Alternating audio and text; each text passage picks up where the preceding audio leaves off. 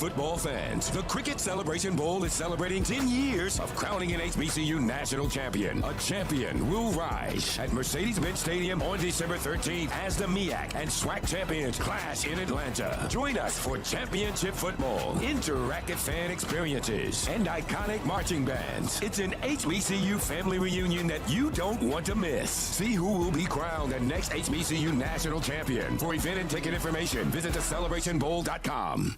For over 30 years, HBCU Image has been more than just an apparel store. We've been a movement, a statement, a legacy.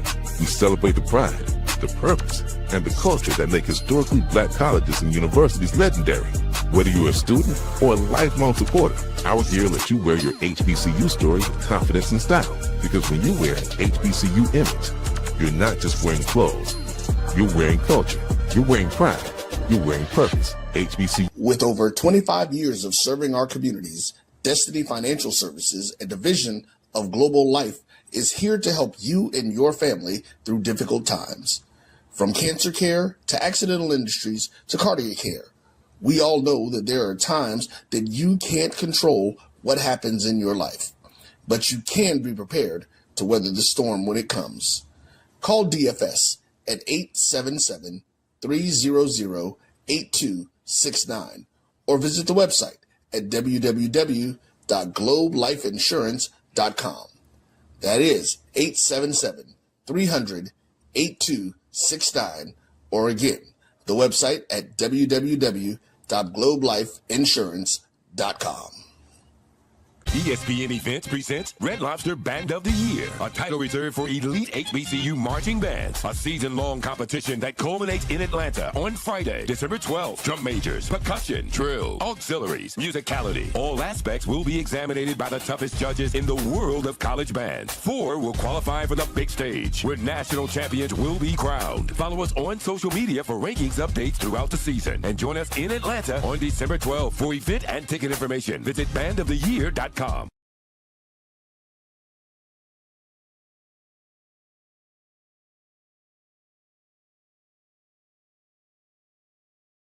This is Brian Fulford. AD Drew and I are co-hosts of the BCSN Sports Wrap. We talk about all things related to HBCU athletics. From the games, teams, coaches, and fan interest stories, we cover it all. You can find our shows on Facebook at BCSN Sports Wrap, YouTube at MyJBN Online, and everywhere you listen to podcasts like Anchor, Spotify, Google, and Apple Podcasts. You can also find the show on the Jericho Broadcast Network's app. Make sure to download.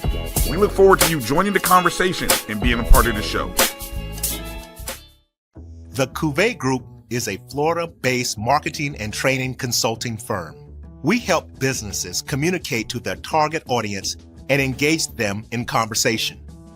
We also help to expand their audiences, which will ultimately result in growth for those organizations. In addition to being a certified constant contact specialist, my colleagues and I are also certified in John Maxwell Leadership Principles. We use these proven principles to conduct workshops, training, and private coaching sessions for individuals and companies looking to take things to the next level. Contact us to schedule a free consultation. Issues today, don't delay, call Cuvée. For over 30 years, HBCU Image has been more than just an apparel store. We've been a movement, a statement, a legacy. We celebrate the pride, the purpose, and the culture that make historically black colleges and universities legendary. HBCU Image, a Kenny T's company. College football fans, a champion will rise in Atlanta on December 13th. MEAC champion, SWAC champion, the 10th Cricket Celebration Bowl, crowning an HBCU national champion. For event and ticket information, visit thecelebrationbowl.com. ESPN Events presents Red Lobster Band of the Year. Returning to Atlanta on December 12th, 4 bands will qualify for the big stage, where 2 national champions will be crowned. Follow us for rankings updates throughout the season, and join us on December 12th. For event and ticket information, visit bandoftheyear.com. When it comes to professional learning, teachers deserve better. From the leader in online learning, Stride brings you the Stride Professional Development Center, an on-demand library of mobile-friendly courses that gives teachers choice and flexibility, allowing them to learn anytime and anywhere. Our dynamic courses provide bite-sized learning and help educators advance their knowledge while also gaining professional development hours. It's time you take charge of your learning. Visit us today to get started. You're looking for the latest information on Southern University sports, the Southwestern Athletic Conference, and HBCU athletics. There's only one place to go. Tune in to the Carlos Brown Show, exclusively on the Black College Sports Network. Planning an event? From weddings to corporate functions, CMJ Events LLC brings over 15 years of experience to make your vision a reality.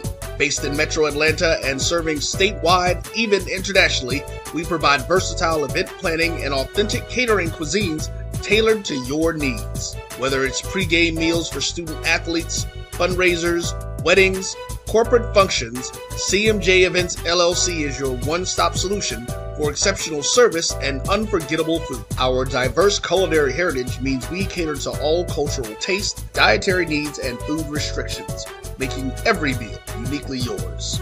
Let's make your next event unforgettable. Visit us on all social media at CMJ Events LLC or email us at cmjeventsllc@gmail.com. Also give us a call at 404-664-3882 so that we can start planning now. College football fans, a champion will rise in Atlanta on December 13th. MEAC champion, SWAC champion, the 10th Cricket Celebration Bowl, crowning an HBCU national champion. For event and ticket information, visit thecelebrationbowl.com.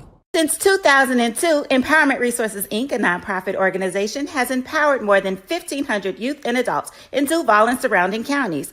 Through its programs, Journey into Womanhood, Girls Mentoring, Life Skills for Teens, and parenting education coaching.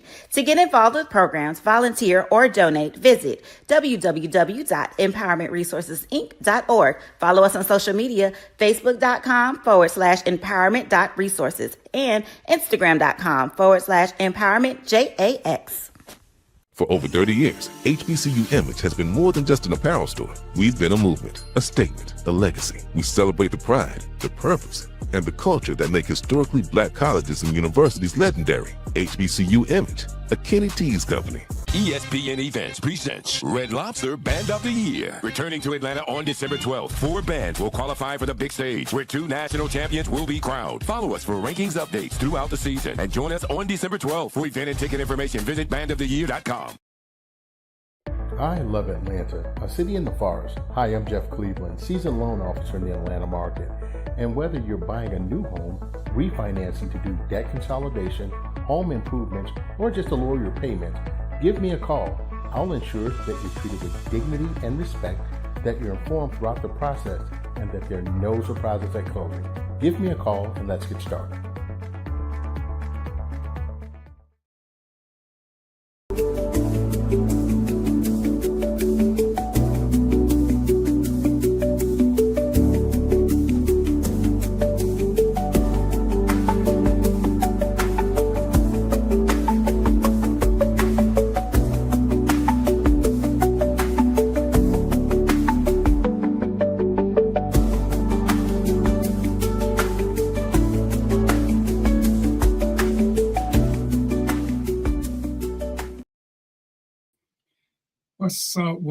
What's up, fam? Today is the 14th of January, 2026. It's a whole new year, y'all. It's a whole new year. Are we still doing the same fucker that we've been doing in years past, or are we on to something new? I'm just saying, inquiring minds want to know. So here we go. It's 2026, and I'm trying to be different. I guess is the best word I can use. You know, one of the things that amazes me, and I got my co-hosts on the show. They got their own opinions. They got their own mindset, which is one of the things I like about them. I'm gonna dress up for y'all this show because I'm gonna put more to work this show. So I'm gonna at least dress up because I'm gonna misbehave. You know, but one of the things I'm noticing is, you know, I got a show. Me and my friends, we do this. And I call them friends, and I truly do mean it, even though I ain't never met Mo and Joe in person. If them brothers called me and needed something, I got it. Mark, I don't know. Mark is a little shaded, but I probably got him anyway. He like to call at odd hours and think I'm gonna answer the phone. At the show, Mark, I'm not answering no damn phone. I don't care. I don't care. I'm just not answering no phone. Anyway, I'm amazed at the number of friend requests that I get. And then they want to tell me what I should do. And I'm just thinking, I scrolled through my page right quick just in case I was doing some drunk Facebooking or I was smoking some weed or some fentanyl and shit. And I'm looking on my timeline to see if I asked anybody what the fuck I should be doing. And I can't never find a post that says, hey, what the fuck do you think I should be doing? Please inbox me and tell me how you feel about me, or what I should be doing with my money, or what I should be doing with my time, or what I should be doing with my subject matter. And then I go to their page, all these people with these great ideas, and it's amazing that people with great ideas, when you look at their page, they got like zero interaction. And I ain't gonna talk about none of y'all, but yes, I am. I have a problem. I do, but I don't care. I don't say nothing to you about it because it's your life. When you make a post and you like or love your own post, because to me, that's akin to being stupid. Because why would you make it if you didn't like it? But then for you to like your own shit, that's like patting yourself on the back for having a girlfriend. Are you really that impressed that you could put words together? Are you impressed that you knew how to hit the send button? I'm just wondering what impressed you so much to make you like your own shit. And then you come to my page and tell me what I should talk about, or what I should take seriously, or what I should do about anything. Now, if you want to come in and say, hey, man, we'd like to know more about this. I appreciate y'all that do that. I appreciate y'all that send me scenarios and ask me questions.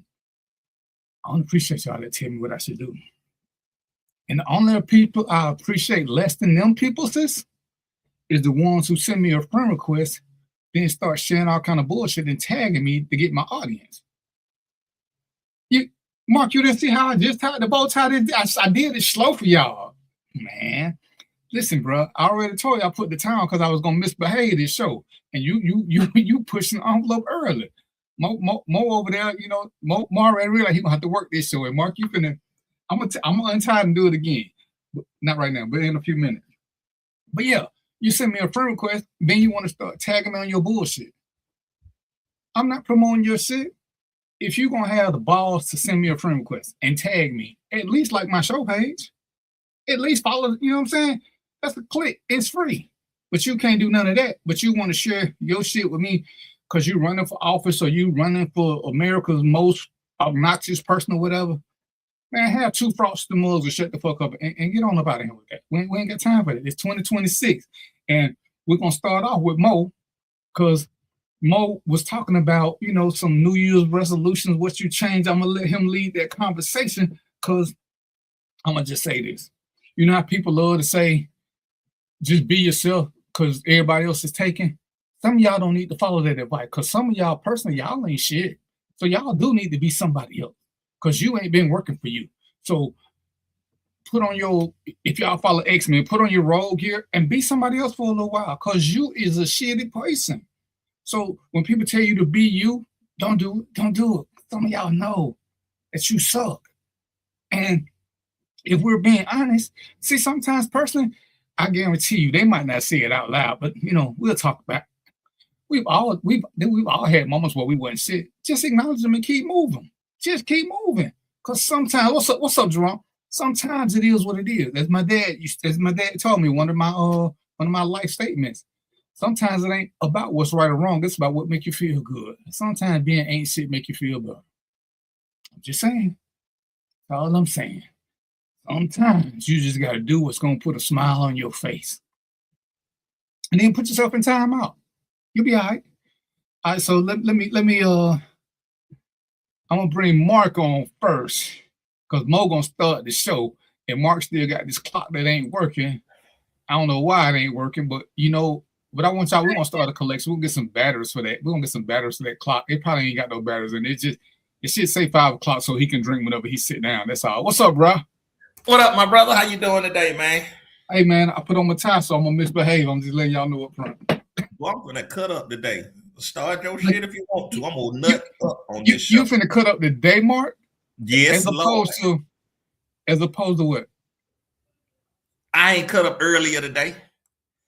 Okay, but whenever the camera on, Mark, you're consistent. You know what I'm saying? You are consistent. That's how they say. They say it. consistency is the key. So as long as I stay consistent, they can't say he switched up on us. He put his glass on so he can be smart while he doing what he do. But let me go on and get more on him so we can get into this New Year stuff. We didn't get a chance to get to it last week. What's up, brothers? What's up, brother?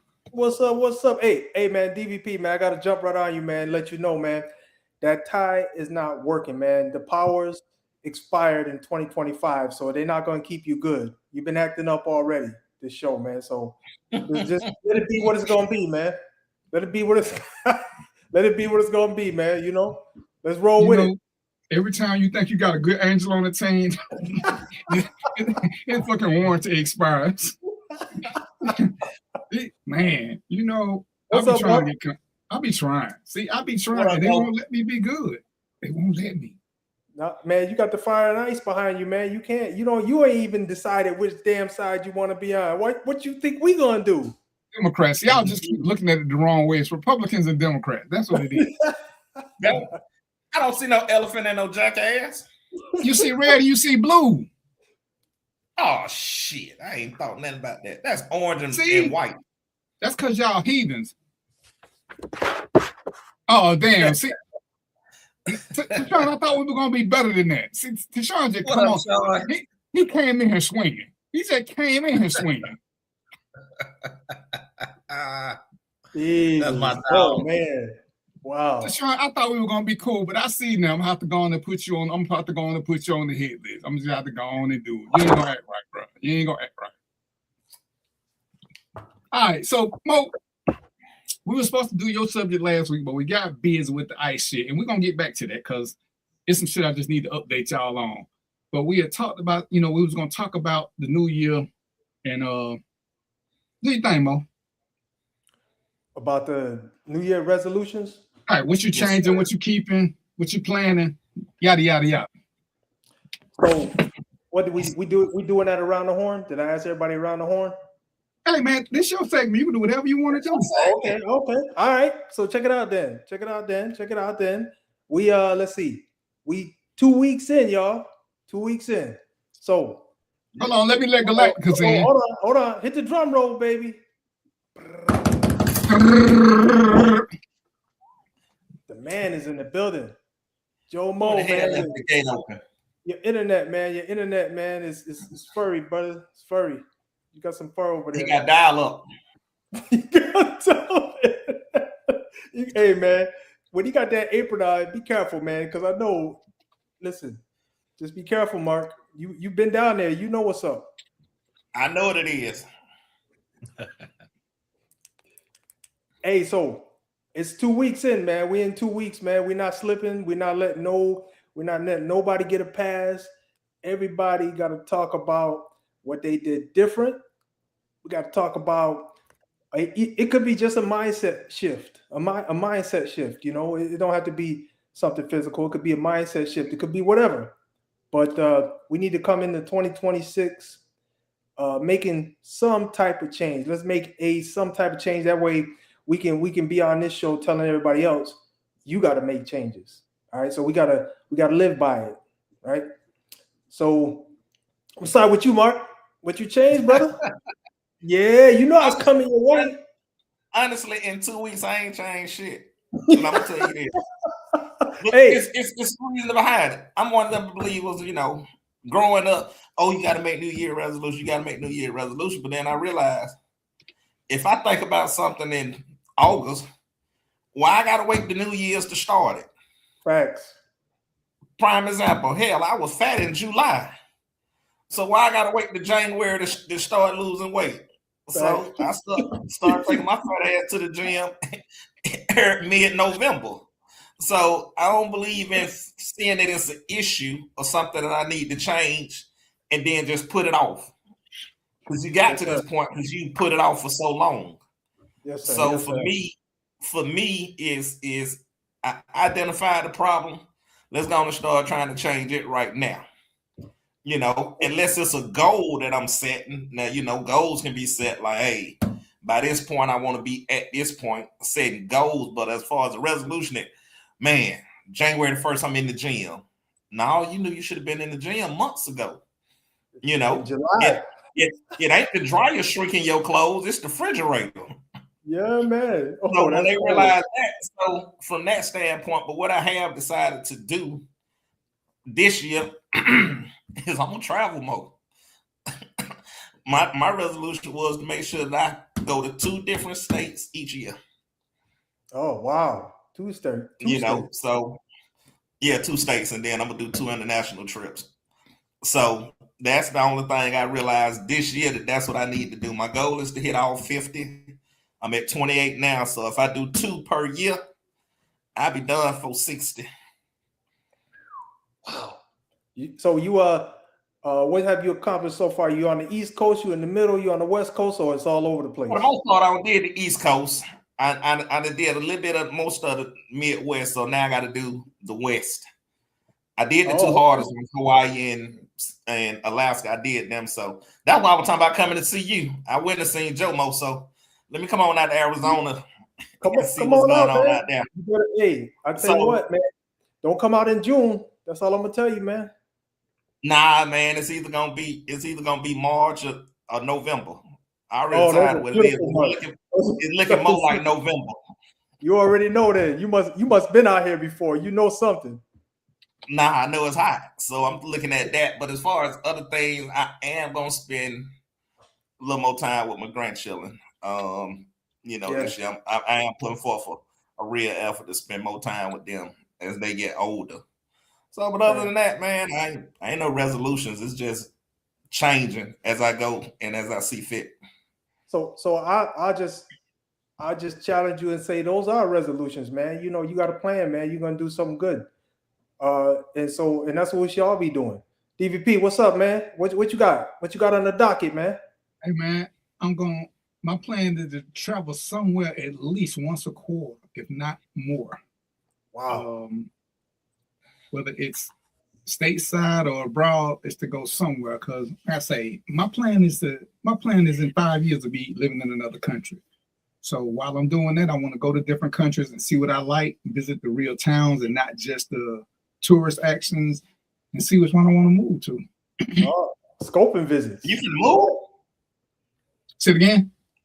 You finna move? This within 5, bro. You see how crazy this shit is over here? Within 5 years, y'all need to be gone. This ain't. As the song and the theme song say, this ain't the life of me. This ain't. Y'all present on some real crazy shit. Then these other people on some real crazy shit. Man, I'm good. Yeah, he's starting the real deal. But I guess we'll wait to maybe Jomo. Hopefully Jomo can come back. I knew his internet was about to go out because he was all fuzzed up. But my resolution is similar to the one I always had, or maybe we don't call it resolution. We just call it plans for the new year, But mine is, y'all know I do. I teach people how to invest in the stock market, and I got a little reading club.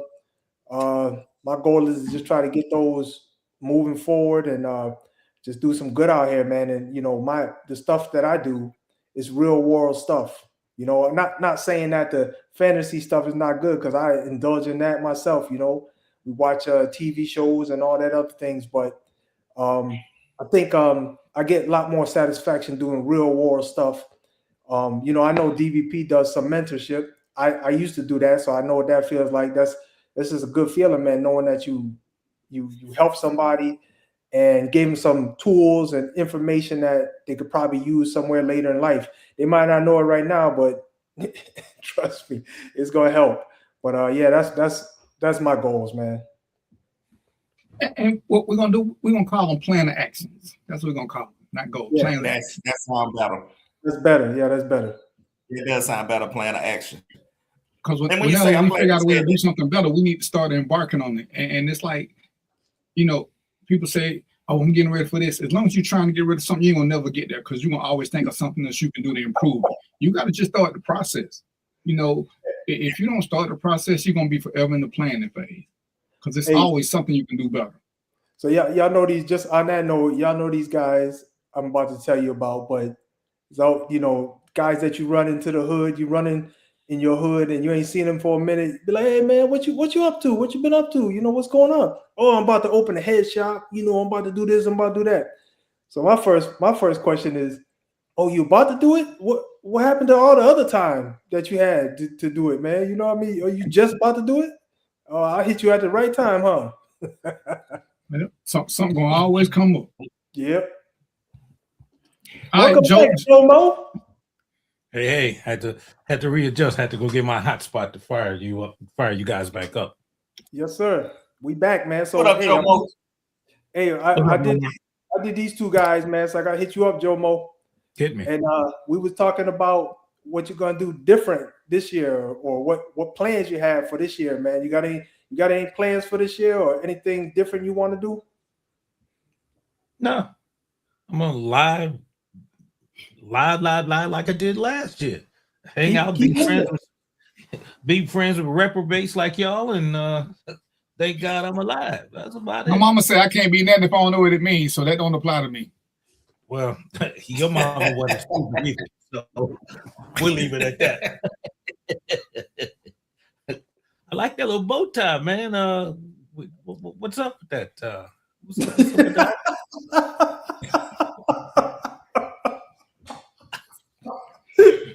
I'm trying to be more professional this year. I'm trying to look the part. Okay. And it's a sign of the fact that I know I'm gonna misbehave, so I'm trying to be professionally misbehaving as opposed to looking like a degenerate misbehaving. Hey, every time I see DVP like that, though, I think you coming from a job or you going to a job, man. Every time I see you like that. He going to a job interview. He had a job interview. I got my other shirt I was gonna put on. Then something happened, and I realized I was gonna end up misbehaving, so I ran upstairs and got this one. Oh, okay, all right. Oh, is that the excuse you're going with? Okay. Yeah, I try to look good when I'm misbehaving, especially when I know I'm around y'all three, because I thought Mo was gonna try to rein me in, but Mo came in throwing up white flags and doing peace negotiations with other countries about me and shit. I don't know what's up with that.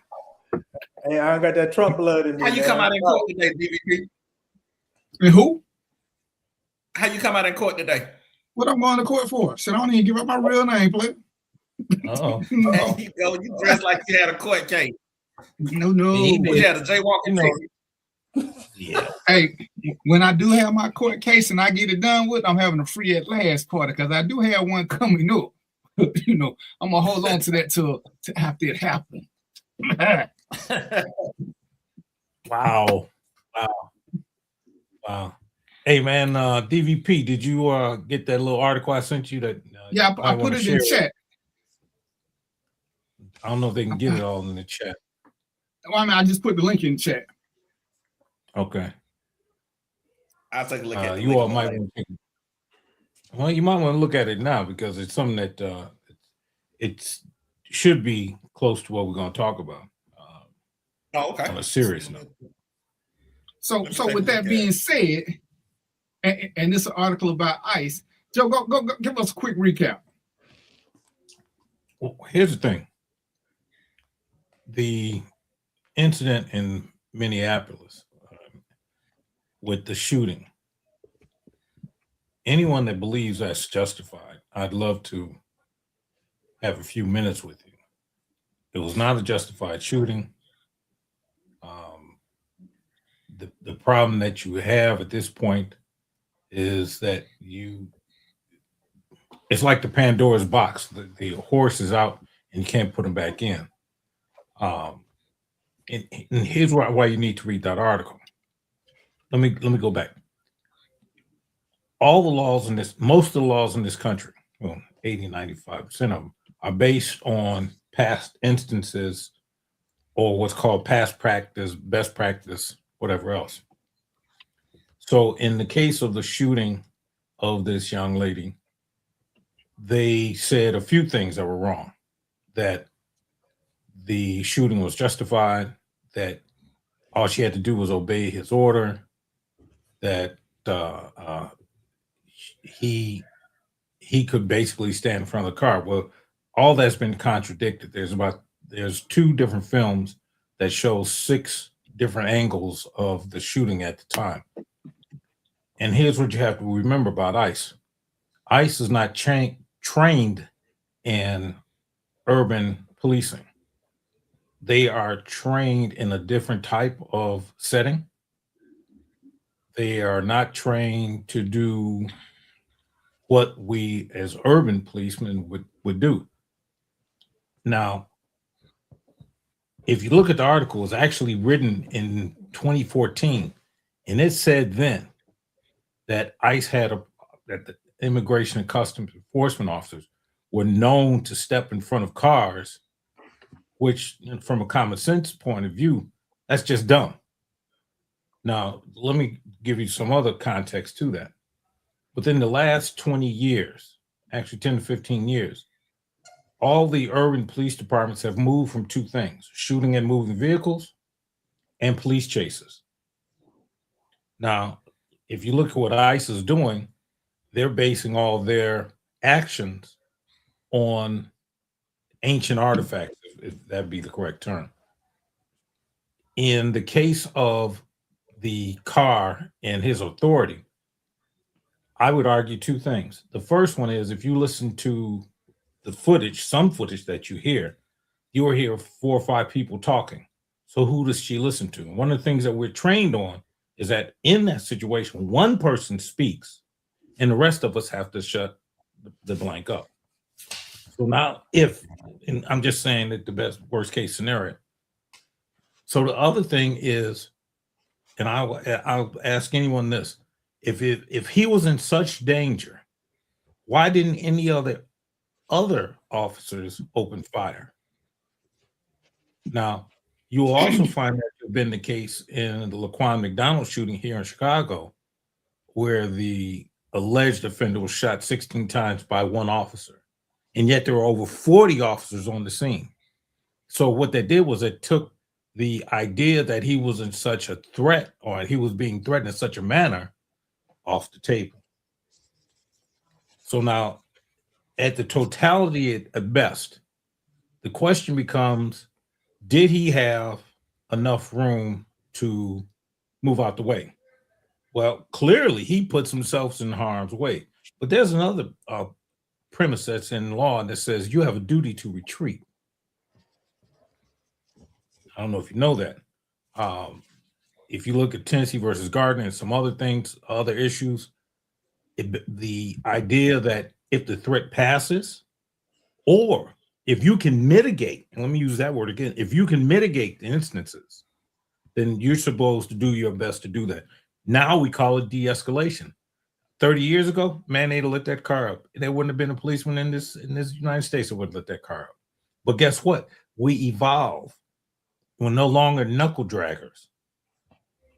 So to say that this was a good shooting, I would tell every person to be careful, because if that's the case, if that is indeed the case, any rogue officer could stand out and jump in front of a car and say, "Oh, they're trying to kill me." And let me just, because I was looking at some stuff, and excuse me, Mark, I want y'all to make sure y'all ask questions.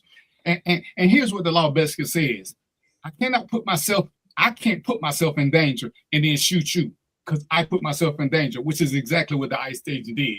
Because I don't know of an agency that teaches anybody to step in front of a car.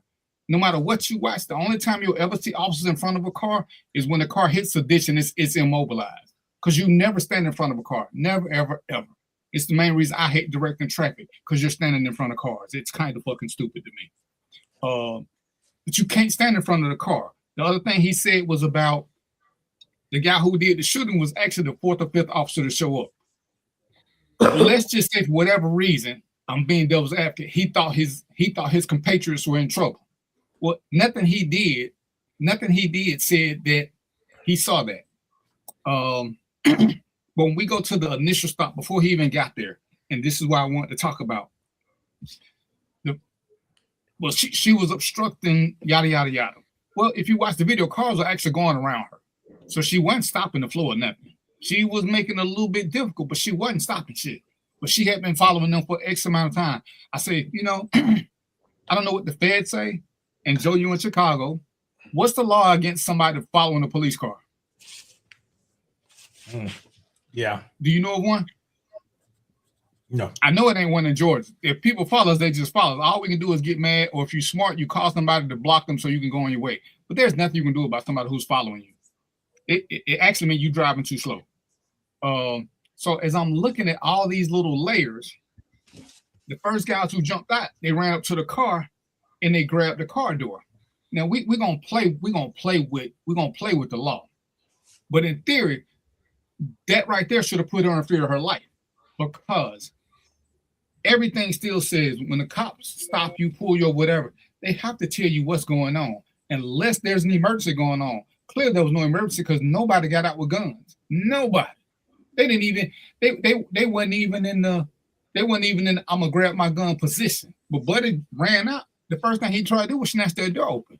Now, if we want to talk about somebody who's in fear of something, and people can say what they want to about it and call a Karen, but how would you feel if somebody ran up to your door and tried to snatch your door open? What's your legal ground for snatching the door open? See, that's something that when all these people doing all these talking heads from the other side, what's the legal justification for snatching the door open? Because at the very least, that's the use of force. So, and every law says this: when you're using illegal force against me as a person, I get to match what you're doing. And that's why I tell cops, be careful about grabbing people. When you grab somebody and you don't have the right to grab them, they know you have a gun on you. So if they use deadly force, they're matching what they know you brought to the table. And all cops carry guns. So if they shoot you, you don't have to do anything other than they know you got a gun and you're already being aggressive. So here come this one guy grabbing at a car door. Because what law did she break? Okay, let's just say she was impeding the flow of traffic. I'm going to defer to my former police chief. The feds, as far as I know, the feds can't arrest you for traffic laws unless you're on federal property. But they're not on federal property when this happened. They're not on Indian territory. So when do the feds get to do traffic stops? Joe? So and when people are trying to say, oh, why didn't she just do what they say? Listen, I was a cop for 22 years. Joe was a cop longer than that. Just because I show up in polyester with a badge and a pistol don't mean you got to do what I say. It never means that I have to have a lawful reason for everything I'm telling you. And people say, oh, yes, you do. I say, player, please. When the police knock on your door and they say police and they say open up, most of y'all don't open the door. You know why? You don't have to. They don't have the right to tell you to open that door. If they have a right to come in, they're going to tell you they got a warrant. And by law, they have to show it to you. And then you have to open up. If you don't open up after you've acknowledged that you've seen it, now they can bust the door in. Because there are rules. You can't just kick people's doors in because they won't open them. And you know, I was teaching a group of cops before this and about this same thing. And they're like, well, once I show up, we got the right to do this. The law said the police can have authority once they're on the scene. I said, under certain circumstances. It don't just give you carte blanche, because there's a whole thing called officer friendly, where you're just being, your presence is there. When you walk into a store to get something to eat, you can't just say, hey, give me free food. You can't tell people, hey, I'm the cop, get out the line. Hey, who are you? Let me see your ID. You on your lunch break. You just happen to be in uniform still. Every time a cop say something, don't mean it's a lawful order. And everybody, what was the lawful order? Because for a lawful order to exist, I truly do have to be in police mode. We're either doing some kind of investigative detention, which again, I have to let you know why I want to talk to you, why you don't have a reason to leave. Absent that, you always free to walk away. Because there's a phase of being a police officer that we call officer friendly. When they're just doing neighborhood patrol, they just walking around playing basketball, talking trash to the neighbors, whatever. If somebody's sitting on the porch and they don't like cops and they want to go in the house, the cop say, hey, come back out here. If they choose to go in the house, the cop has no legal, Joe, you're a police chief. You asked me why I went in Miss Sarah's house, because she was sitting on the porch, and when I told her to come in, she went in the house. So I ran in there because she was acting suspicious. Joe gonna say, well, what law was she breaking? Because acting suspicious ain't in no criminal code book. And we can't keep sitting around being ignorant and understanding that cops get away with stuff when they can, because Joe pointed out, there have been several of these type incidences around. Most of the cops are smart enough not to shoot. You know, they might have threw a flashlight and busted a window. They might have did some crazy shit, but all of them were smart enough not to shoot because you can't win. We had a guy who got hit. A car clipped him while he was directing traffic. He threw a flashlight and busted out the back window. So of course the person stopped. He wanted to lock the person up for assault because they clipped him.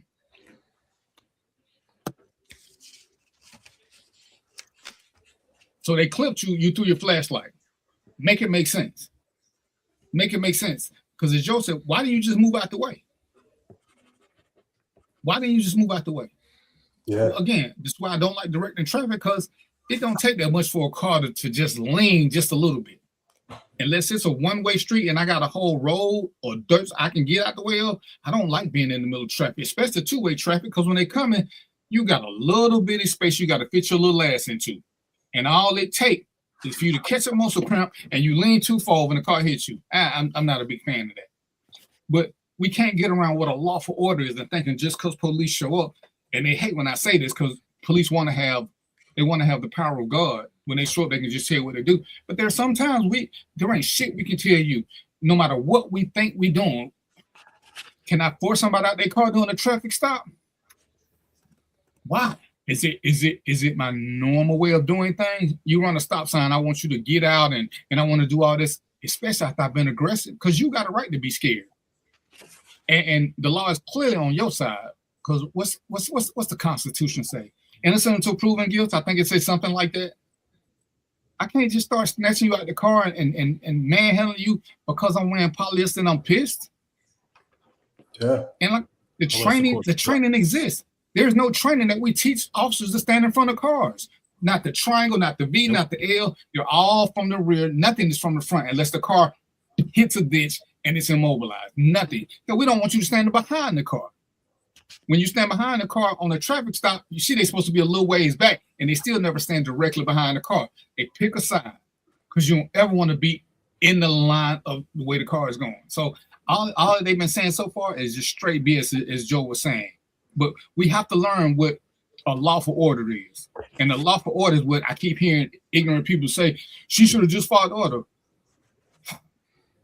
So if a police walk up behind you and tell you to drop your drawers and give him some, what's going to happen? Because he's still in uniform. What's the difference between that lawful order and him telling you to get out your car when he don't have the right to tell you to get out your car?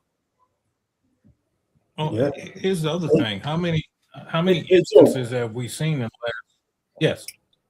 Oh no. Were you going to change the subject? Because I wanted to chime in on this. But if you're going to change the subject, go ahead. If you're not going to change the subject, no.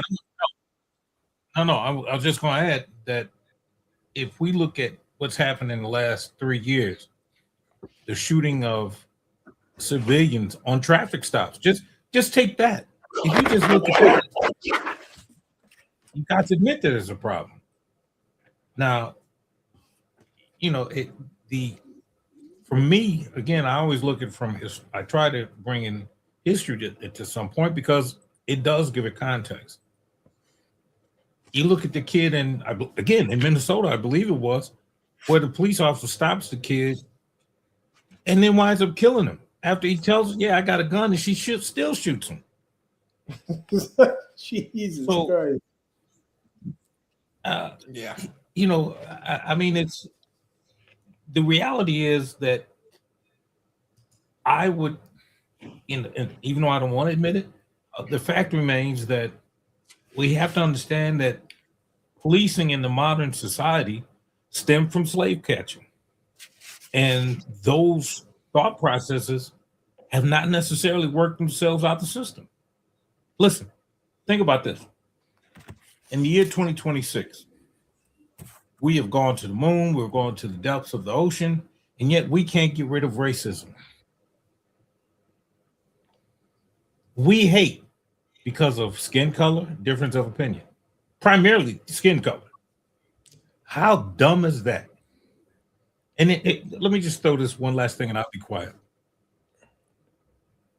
If we look at this, again, we look at our stars and we look at the science books and they tell us there are so many galaxies and planets and contained in these different galaxies. Just statistically, What would make you think we're the only group here?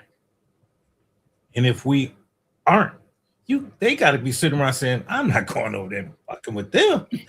Hell, they can't even live together.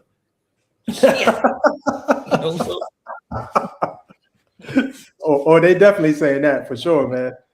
Hey, so Joe, but Joe, you forgot a few things, Joe. You forgot AIDS, coronavirus, smallpox. We fixed all that. You know what I mean? So, but let me say this, man. I got two perspectives on this, and y'all, this is so you guys said it from the practice perspective. I got the learned perspective. Contested, if it's way off, contested. Even if it's a little off, contested. But here's number one. For me, stepping in front of a car, if a police officer shoots you and they have stepped in your path, they're stepping in front of your car, that's manufactured justification. They just put themselves in a position where they can possibly claim justification because you try to hit them, right? Because because the same thing happened to Alton Sterling, and the same thing, and Joe mentioned Laquan McDonald. Those two brothers, it was a manufactured justification why both of those cats are dead today. You can read on it. You don't have to trust my word. Read on it. You'll see it. Then the second part that maybe people don't think about is, can you imagine if that lady was having a health event? She in the car having a health event, right? He don't know. You know what I'm saying? The police don't know. How you kill and shoot somebody who's possibly having a mental health event? Now we know, just historically, we know people get killed all the time having health events because the officer mistaked that for some type of aggression, or he didn't listen to me. Well, he's goddamn deaf. How you gonna listen to you? Right. Right. You know what I'm saying? So it's a lot of things about this that just don't fit. I say this is one thing I came up with after I wrote my book on policing in America. I came up with this one term. You guys might have an official term. I just came up with my civilian term, and I call it fitness for policing. You got to be fit. You got to have, and that word fitness encompasses a lot. It's not just, can you run a block? It's mental. It's how you make decisions. It's all kind of things in terms of what I call fitness. And if you do something like this police did, man, this cat, he need to be benched. It's over for him. I'm gonna leave it right there. Hold on. Don't call him a police officer. Me and DVP were police officers. This guy does not earn that title. My bad. You know. It's federal guy. and let me say this. Yeah, no. Because you said something more, and I'm gonna keep going back to it. An officer cannot place themselves in harm's way and then claim that you harmed them. Right. It's kind of like when I tell officers, if you're gonna use the you're scared theory, you better be doing your scared shit. I can't pull 4 people out the car and then say I'm scared that they're out the car because they were in the car. I didn't have to get them out. If you're gonna claim officer safety for the reason that you did something, everything you do had better be officer safety related. And that's why we got to get away with. We got to get out this mindset of making excuses for them, because again, the second standard is what's the norm? What does this officer normally do? Now they brought up the fact that this officer had been he had been pulled by a car before, and my thought was, okay, who gives a fuck? If you got pulled by a car before, common sense would say you would keep your dumb ass out from in front of cars. That, to me, that's what it would say. Because most people who, if you get punched in the face, you know what you stop doing? You stop standing in front of people because you don't want to get punched no more. You stand to the side from that point on because that's a lesson learned. And if he still got wounds from that, if he hadn't recovered, then that's negligent entrustment, negligent retention, negligence, a bunch of other shit. It's all simple. But again, this is the standard I want us to realize, especially as minorities, as people of color. When the police stop you, they have to give you a reason for the stop. They can't just start asking you questions. See, if you fit the description of somebody who robbed the store and I want to identify you, when I walk up on you, I got to say, hey, Mo, I'm Officer Bell, Fulton County Sheriff's Department. We just had a burglary down the street. You fit the description of that person. What I'm going to do is I'm going to handcuff you and I'm going to take you back to the store to see if they can identify you. I got to let you know all this. I can't just run up on you and tell you, hey, turn your ass around, put your hands up, and get in the back of the car. That's not the law. The law says you're still innocent till proven guilty.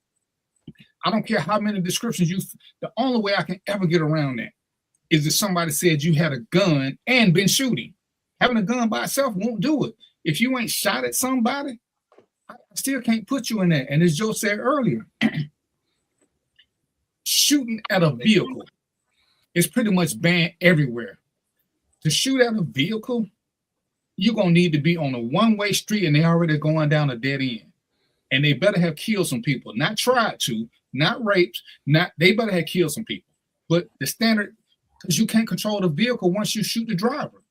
So for him to shoot where he shot and the car kept going on, that means you putting everybody else in harm's way. That's the officer's fault. Because Joe will tell you this, I'm responsible for every bullet I shoot. I'm responsible for all its consequences and repercussions, which is why agencies they cut out shooting at vehicles. Hell, they don't want you shooting at a fleeing felon because most of us ain't good shots.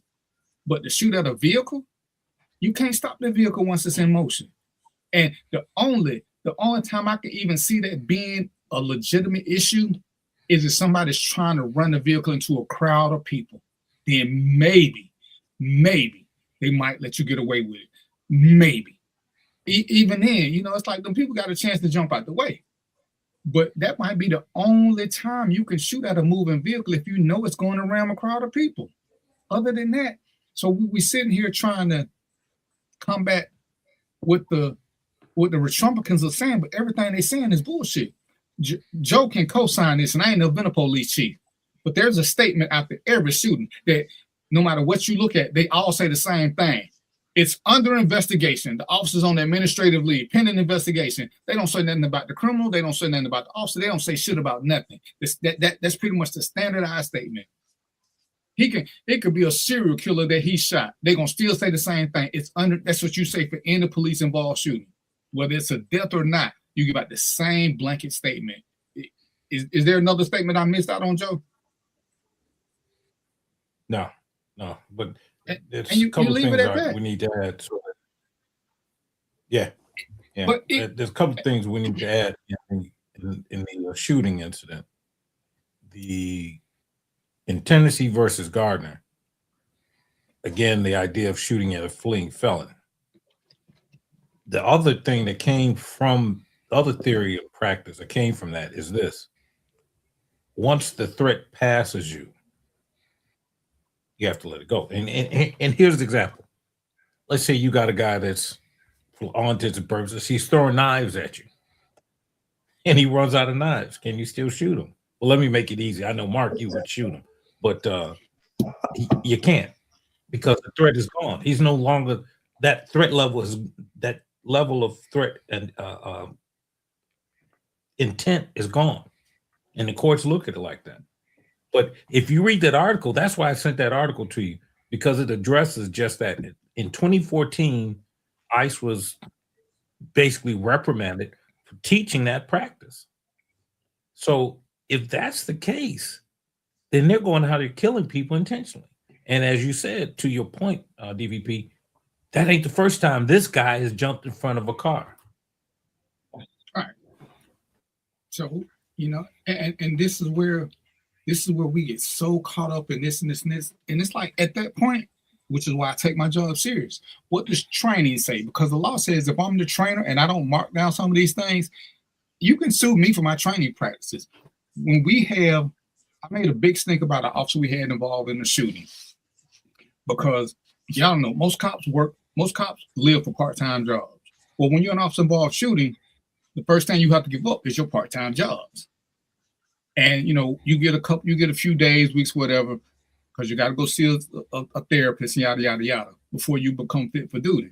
Well, we were gonna let this guy back because they figured he was ready for duty. And I said, has anybody spoken to his wife? He was like, why would we talk to her? I was like, who the fuck do you think knows his mental? Who knows better what his mental conditioning is? Somebody he's seeing once a week for a couple hours, somebody he's living with. And when I talked to her, she was like, we need the money, but he's not ready to come back to work. This is what she told me. He was like, yeah, he good. You know, he been off. He good. He did this. He did this. He been through all the stuff. Came back 3 weeks later. He was in another shooting because he panicked because he wasn't ready to come back. And she said, I can't say he wasn't fit to do the job. I mean, I can, but when as a rule, when we make statements like that, we need to back it up with something. And the something is you almost have to put them back through that same scenario. You can't talk about it. You can't do it on the video. You have to put them in a real world scenario where they got the same options to see how they function again. And they fail to do that. And I don't even think they feel, I think they just didn't care. So everybody looking at the officer, but now you need to look at the agency, because the lawsuit needs to be against ICE, not against this agent. This needs to be an ICE issue, because if it's training, then they guilty of negligent training and negligent retention and negligent entrustment. All those are civil actions. All of those. But it's so much going on. But we have to know better as a people. And you know, people like, oh, if she would have just did what he said, she would still be alive. Listen. Not doing what officers say is not an excuse for killing people. Joe can tell you this again, because we work in two different areas, but plenty of people don't do what the fuck we tell them to do. And guess what happened to them? They don't get shot. They don't get shot. Some of y'all have not listened to police and you didn't get shot. That's not when we talking about the use of force, and understand this, he didn't draw his weapon when she came forward. He had his gun out already. Why is the gun out? You're the third or fourth officer there. Why is the gun out? And if you truly believe what you're saying, you should never shoot when you're that close to other officers. Now, correct. The fact that he hit her in the face, I believe that was sheer luck. It just makes it sound worse. But Joe, no, most of us can't. A lot of officers couldn't hit that damn truck, much less her in the face. And it had to go through that glass. That's a lot of luck involved. Well, a lot of bad luck on his part. But that's not the norm. We got cops who do this shit on a regular basis. Most of them are just lucky enough that the bullet misses, or they miss and nothing else happens. But this is historic with ICE. This is something that they do. And like George Floyd, like a lot of us, it just happened to get caught on tape. Because had it not got on tape, everything they saying would have kept going, and the spin would have been theirs and theirs alone. Because they don't have to have body cameras. I don't know why. But we can't keep sitting around making out like, even if she was dead ass wrong, and let's be devil's advocate, she was dead ass wrong for not getting out the car. Okay, that's a misdemeanor. The worst you can do for somebody who committed a misdemeanor is handcuffing. I lied. The worst thing you can do somebody who you could pepper spray them and use a taser on them, but you can't use deadly force for refusal. If somebody refuses to sign a ticket, you think I can shoot them? Because all they had to do was sign the damn ticket. And we got to get in that mindset, and we have to realize that it's crazy. And one of the things I teach people, civilians, if you ever get stopped by the police, start recording on your phone. Make sure you got your things backed up where to go to the cloud. Should they take your phone or shoot it or whatever? And if everything go well, you can delete it. But if something go wrong, no matter what they do to the phone, it's in the cloud. So you still got a defense. Because what you can't do, legitimately, honestly, you can't hold court right there against cops. You're never going to win that scenario. You're just not. Because it's he said, she said. So, but if you're recording, and no matter where you stay, you can say two things when the cop pull you over. If you're in a state that where you gotta let people know, just say, hey, I'm recording this whole thing. In Georgia and a lot of other states, you don't have to say nothing. As long as you're part of the recording, you can record anything you want to. It don't matter where he shot it from. He could have shot it from the front, upside down, from the top of her head. It don't matter. The law, for us, the law is clear on when we can shoot. Ability, opportunity, jeopardy, preclusion. Ability means she has to have the ability to hurt us. Opportunity means we're somewhere where she can hurt us. Jeopardy, she's starting that. Preclusion means she's committing that. And I say that because you can have a gun in your hand. Legally speaking, you meet a builder opportunity in jeopardy because you got a gun, you can shoot me. Preclusion means you have to start raising the gun. Because in this country, it's not illegal to have a gun. In this country, in most places, it's illegal to carry a concealed weapon.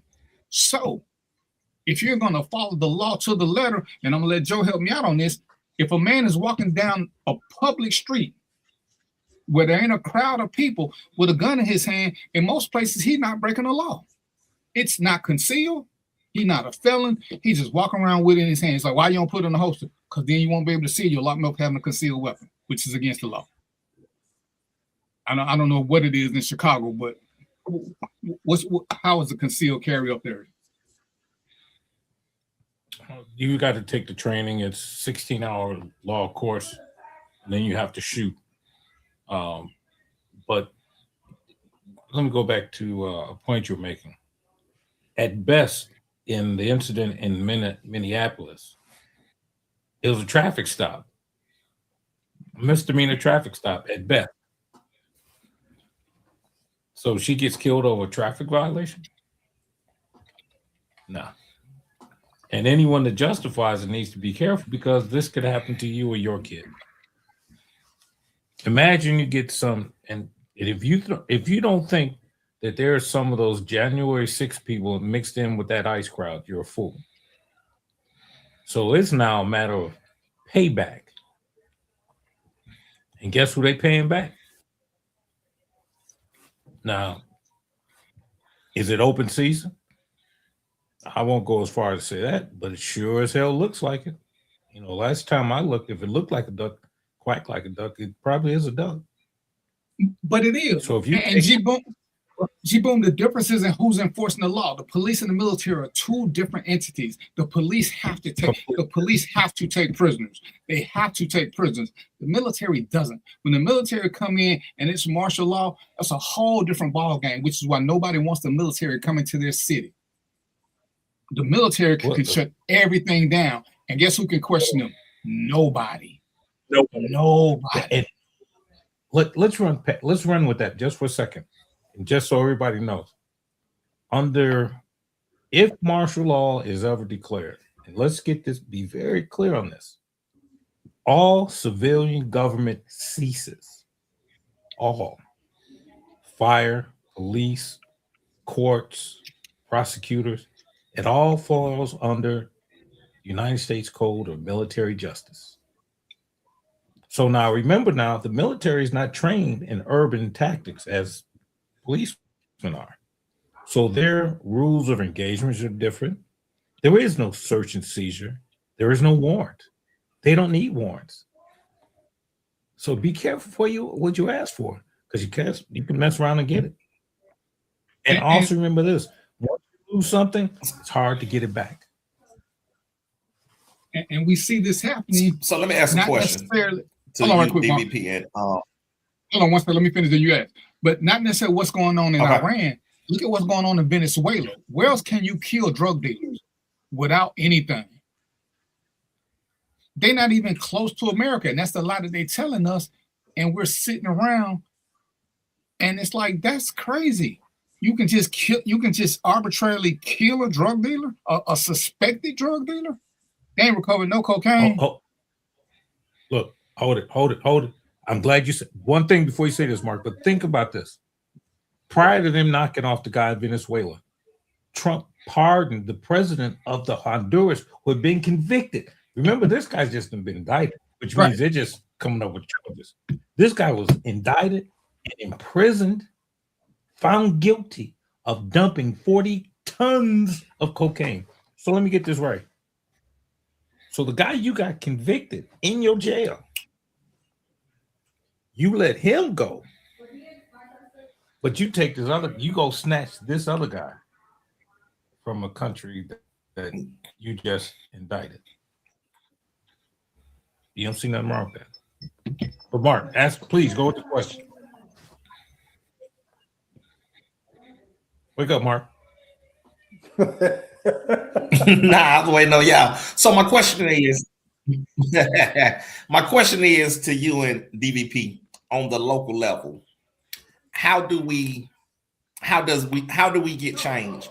I know we talk a lot about training, and DVP was a training officer or whatnot, but at the local level, how do we get reform to stop these shootings, these and things of that nature on the, with police, not ICE agents or anything of that nature, but with the police? How do we get reform to where citizens are treated normal or whatnot versus the shootings and all the extra stuff that you talk about police doing? How do we get reform?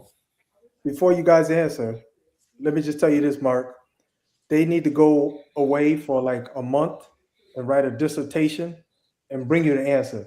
But right now, they're going to do the best they can. Go ahead, brothers. To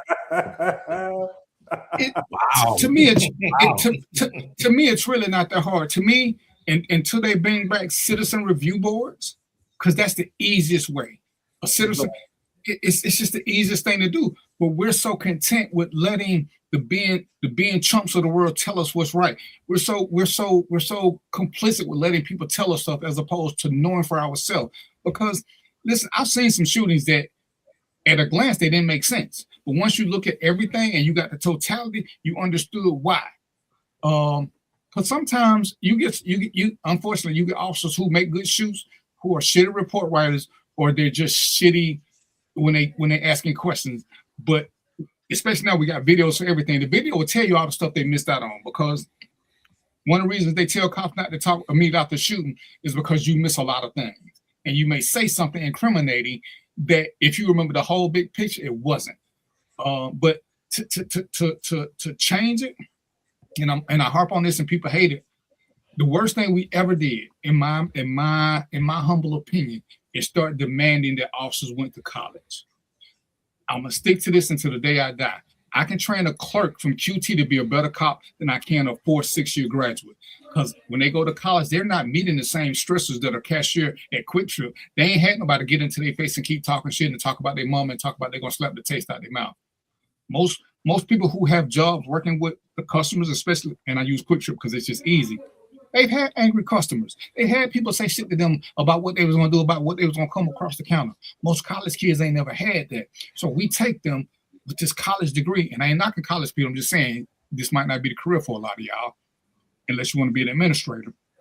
And we put them in hostile situations where verbiage is a lot. It's like who can go to the hood and come out and who can't. Everybody can't go to the hood because people in the hood, Mark, most of us from the hood, most people in the hood ain't gonna do shit. But when you bring somebody who ain't from the hood in there and they come across all that big talk, who you talking to? We know, be like, man, get on out my face with that shit. But somebody who ain't been there be like, oh, I want to talk to you, my bad.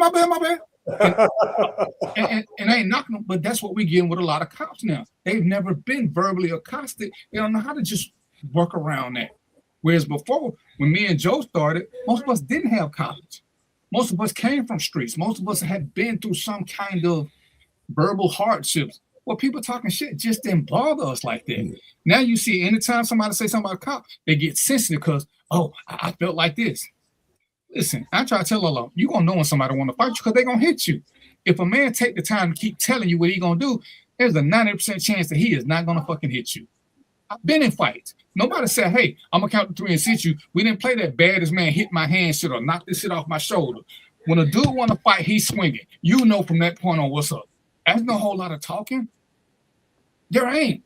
But you get these college boys and you like, hey, what are you looking at? Oh, he being aggressive. Dude, that's just the way they talk. They ain't being aggressive. You just ain't never been in this environment because you came from this thing where the hardest thing you had to do was cram for a test. That's a big issue. That's why we got so much more of these. We didn't have a lot of this in my day, and we were doing way more, but everybody understood their role in a thing. Now, you got these people, it ain't that they need more rigorous training to show them because you can't put them through that. Because just I can bring you to class and I can verbally abuse you, but you know what it is? You know it's class. If you ain't already had it in you, this ain't something you can learn on the fly. This is not something you can. It's kind of like fighting. I can teach you to defend yourself. But if you 35, 40 years old and you ain't never been in a fight, I can't teach you how to fight in 6 days. I can't even hone your skills. You ain't never been in a fight. And I can tell everybody this. Anybody who been slapped, anybody, the first time you got slapped, the first thing you did was ask yourself, what the fuck just happened? Nobody responds to the first time they've been slapped. The second time you get slapped, you ready because you already been slapped.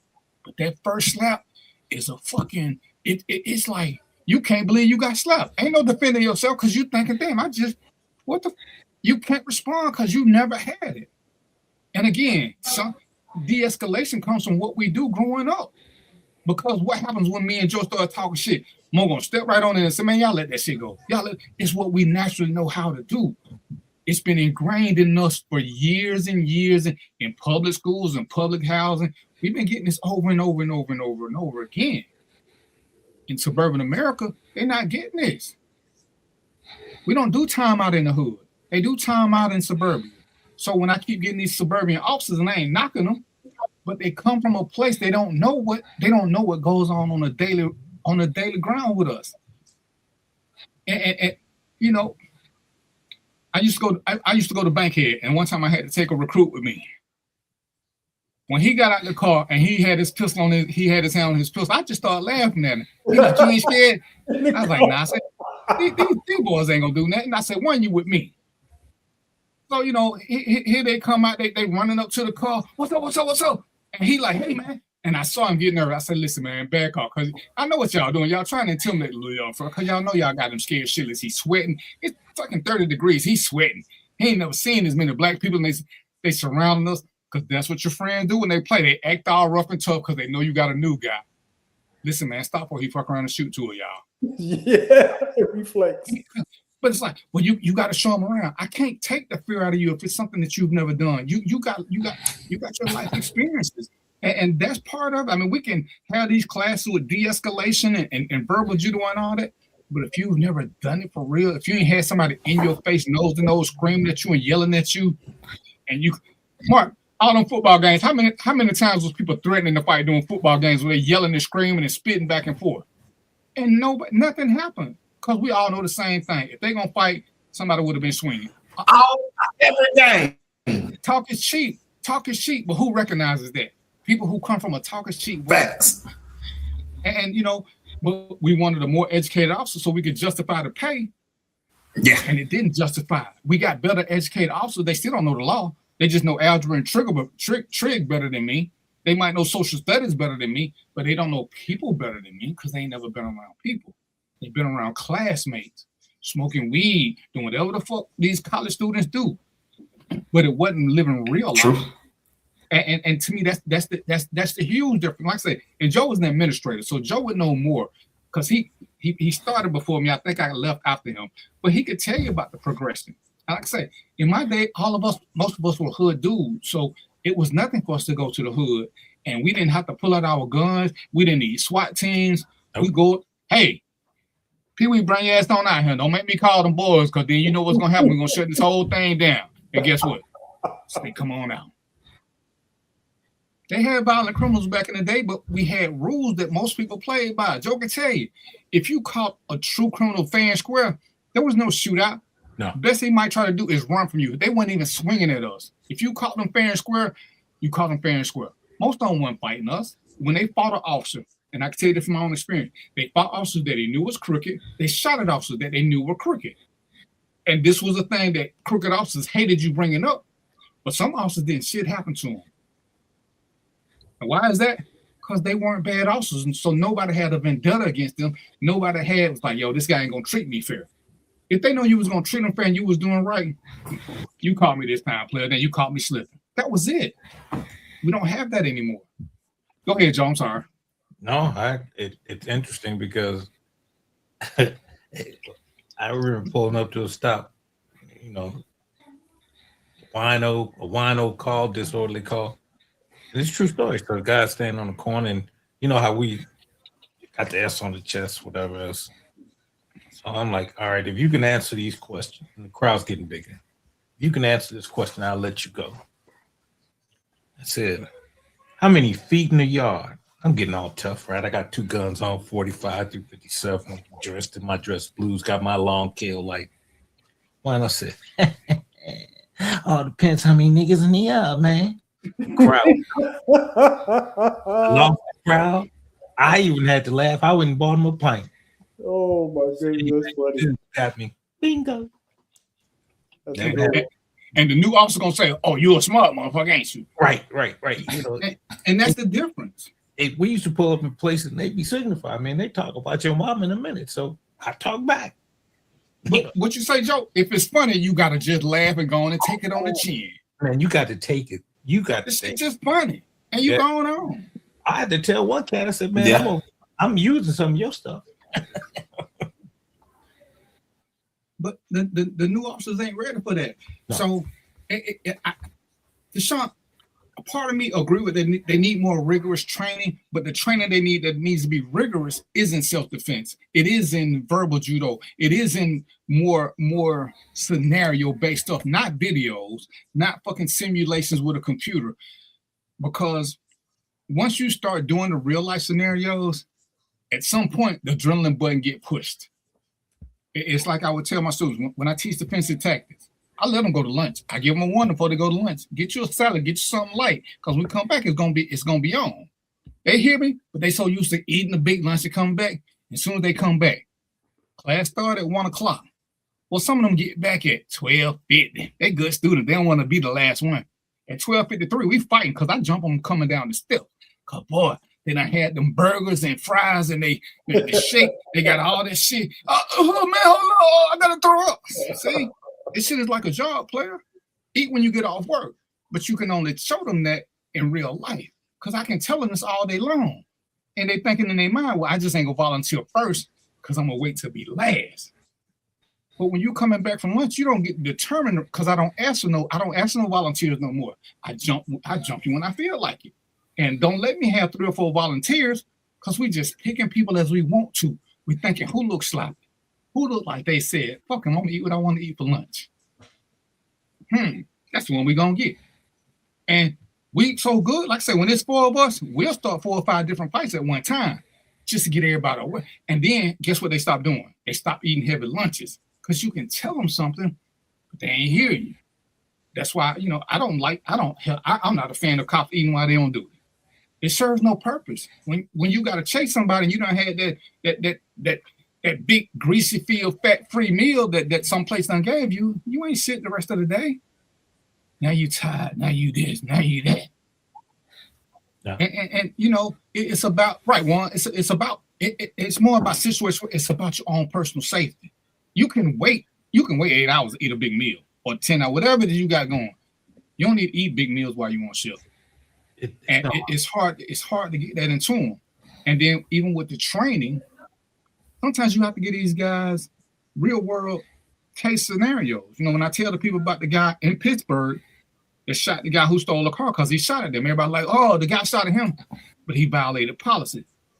He went after a stolen car by himself. He caught him on a dead end street. The guy didn't give him a way to get out. So when the guy shot him, he shot back. Oh, it was a good shoot. There ain't a policy around and say you can do a felony stop by yourself. So now the department got to pay.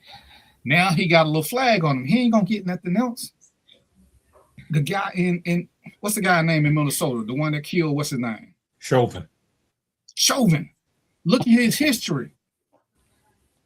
21 times he had been to the principal's office about that neck restraint thing. They teach it in Minnesota.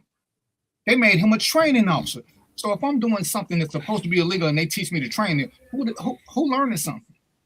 But they never attacked Minnesota's police academy. But this was a taught technique. And lots of other places. Here, California used to teach the chokehold. They stopped. You got to know what people are teaching, and then you got to amend the teaching. Georgia will not we will not condone you putting your knee on somebody's spine. We will not condone you putting your knee on somebody's neck. We tell you under no circumstances, even in life or death, should you ever put your knee on somebody's neck or their spine. There is no way we will ever clear you for that. You can think he about to kill you. You shoot him first, but if you put your knee on his neck or his spine, you're dead wrong. Well, there is no way for that because it's too much limits. Once you put your knee on them, you put that weight on them, you got the power to cripple them. So we don't even teach it. You can't even accidentally do it. What's up, Taylor? So these are things where we can increase the training, but most of the training now is about so much effing paperwork. It's not about surviving. It's not about dealing with the public. It's about how to write reports. It's not how to deal with people. I mean, we got all these CIT teams now, crisis intervention, where they trying to teach you how to deal with people during crisis. But everybody don't even get to go to that. So how do you know when it's a crisis? So I got the training, but Mo and Mark didn't. So when they go to the training where a guy is going through a situation, what are they supposed to do? Call TV timeout? But because they ain't the teacher's pet, they don't get to go. Right. So they stuck. What's up, Ariel? So it's a lot more to it. And one of the biggest ways to change this, and I had to find this out the hard way, is you got to start suing agencies. Because every agency, they'll give you their budget. They'll tell you what they spent. They won't tell you what they paid out in civil suits.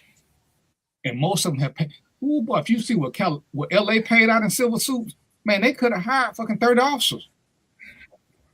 Fulton County done paid a shitload of money in civil suits. It's something that nobody will ever talk about.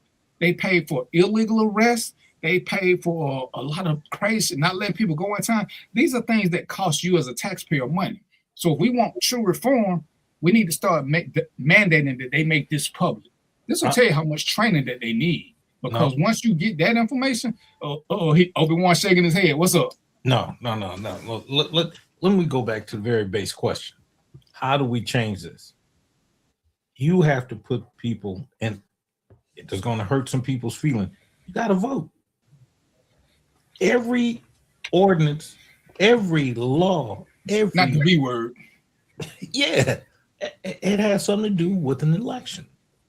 So you see messed up instances, that's because the person that put it in place was messed up.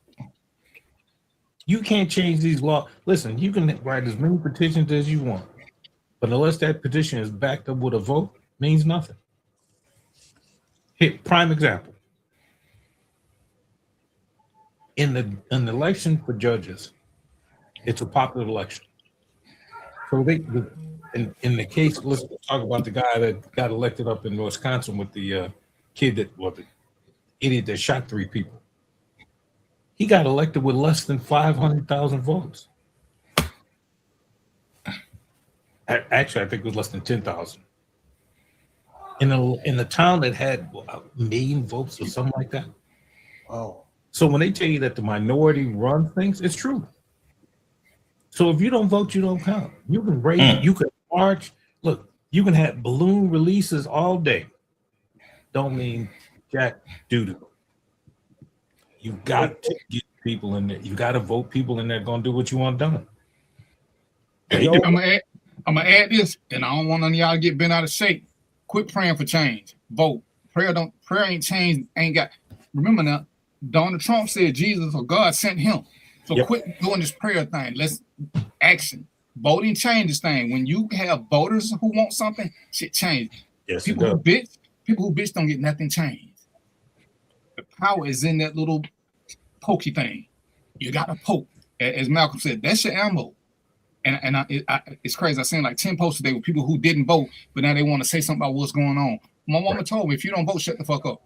Now, once you vote, even if your person don't lose, you get to say something because at least you tried to change something. But if you didn't vote, shut the fuck up. Don't nobody care. What are we going to do? Let me add this too. If it didn't matter, there would have never been a conspiracy at the ballot box. Just think about that. Why are we trying to prevent voting? Why are we trying to close the polls down early? Why are we trying to make it difficult for people to vote? No, they're trying to make it difficult for certain people to vote. That's who I'm speaking to. We speaking to our people. Yeah, that's the point. That's the point, Joe. That's the point. Listen, man. If it didn't matter, you would have the right. You wouldn't have this act that got to keep being. When is it up to be voted for again? In a year or two? I think so. The Voting Rights Act, ladies and gentlemen, we don't have a right to vote. It's not a constitutional right for us, as in brown people or minority. It's not a right. And I hate to change the subject right quick because I'm gonna do a subject jacket. To me, it's stupid that we keep talking about reparations. We keep talking about this. We keep talking about that. We don't ever talk about the right to vote. Because at any minute, Jordan said this more than twice now. Once you lose something, it's hard as hell to get it back. And we're gonna get so caught up in all this other bullshit, they're gonna slip it in the table in one of these omnibus bills that fuck them colors. They got enough shit that we got them so distracted. Ain't nobody asking for the right to vote. So we're gonna do a quiet vote and say no. And then the next thing you know, we ain't gonna get it. Next thing you know what happens when we don't get the vote? They're gonna be shipping all our asses out pretty soon. That's the get your hand out of my pocket theory. Well, when Joe Rogan turned on the president, that's saying a whole lot. It matters. It definitely matters. But it don't matter because we'd rather be ignorant and let somebody tell us stuff. Ladies and gentlemen, this is my challenge to everybody who's watching the show. It's 4 of us on here. We do what we do. If you don't like something we say, Joe is the best at this. Find some proof and challenge us. We don't want you to just believe us because me and Joe got experience as cop, or Mo wrote a book, or Mark do what Mark do. Challenge us. Challenge us. Because so we ain't gonna tell you to do your own research. We will give you places to go, and then you can still do your own research to make sure ours ain't tainted. The best thing I can tell you. These are my real world experiences. Mark learned a lot about Kwanzaa just because he went and did the research for himself. Mo always stick to the fact that when I start telling about sometimes as men we gotta let other people do stuff. When I said, "Hey, one of my wives was a better shot than me. If something happened, I'm letting her shoot. I'm the champ when it comes to fighting. But if one shot gotta be taken, I'm letting her take the shot. I ain't gotta be so macho that I'm doing it. We have to learn for ourselves. We have to start putting stuff in real world and seeing if it makes sense." So I have a question. Are there quotas in traffic stop, speeding tickets, and things of that nature? Yes. And let me qualify that. If you want a traffic unit, hell to the yeah. But understand this, and I always hate this. I'm gonna let Joe, because Joe was a police. I was with the sheriff's department. When there are quotas for that, I'm gonna tell you the easy way to get quotas, and we hate this because we always think the police doing this. All they gotta do is hang around the black clubs. You know where most drunk drivers are coming from? They come from black clubs, but they know we can't pay the fees, so there's no money in it. So they go to the white neighborhoods where they get to pay them fees. So, like I said, for the sheriff's office, there are no quotas for speeding. But if you're in a traffic unit, oh yeah, you better get them stops. But go ahead, Joe. Tell more about it, because like I said, you were a policeman. Well, here's the reality. Look at state troopers, and that includes all state troopers. It's a revenue generator. So yes, there's quotas, and if you're in a major metropolitan area, there are ticket quotas on parking tickets. That's why you have red light cameras. Listen, they rather put up red light cameras than those other gunshot detectors. The mayor of Chicago took out close to 60, I'll say a low number of 100, 200 cameras that were shot spotters, but he put in speed cameras. Wow. So which one's really concerned with public safety? Yeah, that's concerned with the economics of public safety. Yeah. But that's what I say. They put most of these traffic units in the rich neighborhoods. You don't ever hear them complain about being profiled. But that's who can afford to pay these traffic fines. The people in the hood can't afford. They'd rather drive around with a suspended license. The white people ain't finna do that. They need their license. Man, look at what a DUI attorney costs. Listen. Ooh, that's what the money is. Don't fuck a murder trial. Be a DUI attorney. A DUI ticket, an initial DUI ticket is a $10,000 ticket right off the bat. Wow. Got the numbers. Now, if you think I'm kidding you, look at any city, because each city has, you can look it up, please, by state, and do a Google of highest tickets in DUI writing and see whose name is there. And each state got one. I know a couple of them personally. I mean, these guys, but It's a specialty. You just can't do it. You have to take a class. You have to take the class on the machines. You have to be certified every so often. And you got to produce, because they don't put you in those positions because you're a great guy. You got to produce your worth. Times 10. Times 10. No what kind of violations, Robert? No traffic violations? And I'm going to just tell you this. I learned this from being a narc. Damn near every car on the road is a moving traffic violation. The easiest one, the guy taught me, according to the law, when a car is coming from the factory, that's as safe as it's going to ever be. As soon as you change the tire size, your car becomes less safe for the road. They can give you a ticket for that because you've changed the manufacturer specs for safety of the roadway. Even though changing tires is, air quote, legal, it's really not. You can't do it. When you put the low tires or the high tires, whatever it is, it's not what the manufacturer suggested. And the safety rating is so important. Crazy, man. Go ahead, gentlemen. I'm sorry. Oh no, you good. I'll just give y'all a quick update real quick. You know I'm the stock man. Stock time, baby. Somebody hit some intro music or something, man. Don't y'all got a button or something? What's going on with this kind of Hey, man. Oh, damn. 2 for 2, both for me. Oh, such a breeze. I appreciate that, man. I appreciate that. Yeah, no time, baby. All right, so I just wanted to mention, y'all know we've been tracking. I sure got a question for you. Yeah, we've been tracking target stock. So I'm just gonna give y'all the update. You know what I'm saying? So the update is this. When we started this boycott, I'm gonna call it boycott. When we started the boycott, the stock was at 93. When the boycott ended, it was at 87. So it lost 6 points. Okay, so that's 6 points it lost. Today it's 110. So it gained 23 points. So all cause of that dress. It looks like there was a little impact and then recovered nicely. So if you bought that, here's the thing. So I'm gonna just tell y'all this. This is the statistics on it. So this is one of the things where you gotta deal with your own morality. If you would have took advantage of this boycott, because you know what's gonna happen. Businesses like Target don't go out of business, folks. They just don't. So you could almost guarantee that it was going to take a dip, then it was going to come back up. Your job was to estimate where the bottom was at, right? Because if you bought it at 87, if you caught it right at the right timing or somewhere close to there, and it went back up to 110, you made $23 a share. That's a lot of money, y'all. Especially, look, if you bought 100 shares, what's that? $2,300. I'm stopping right there.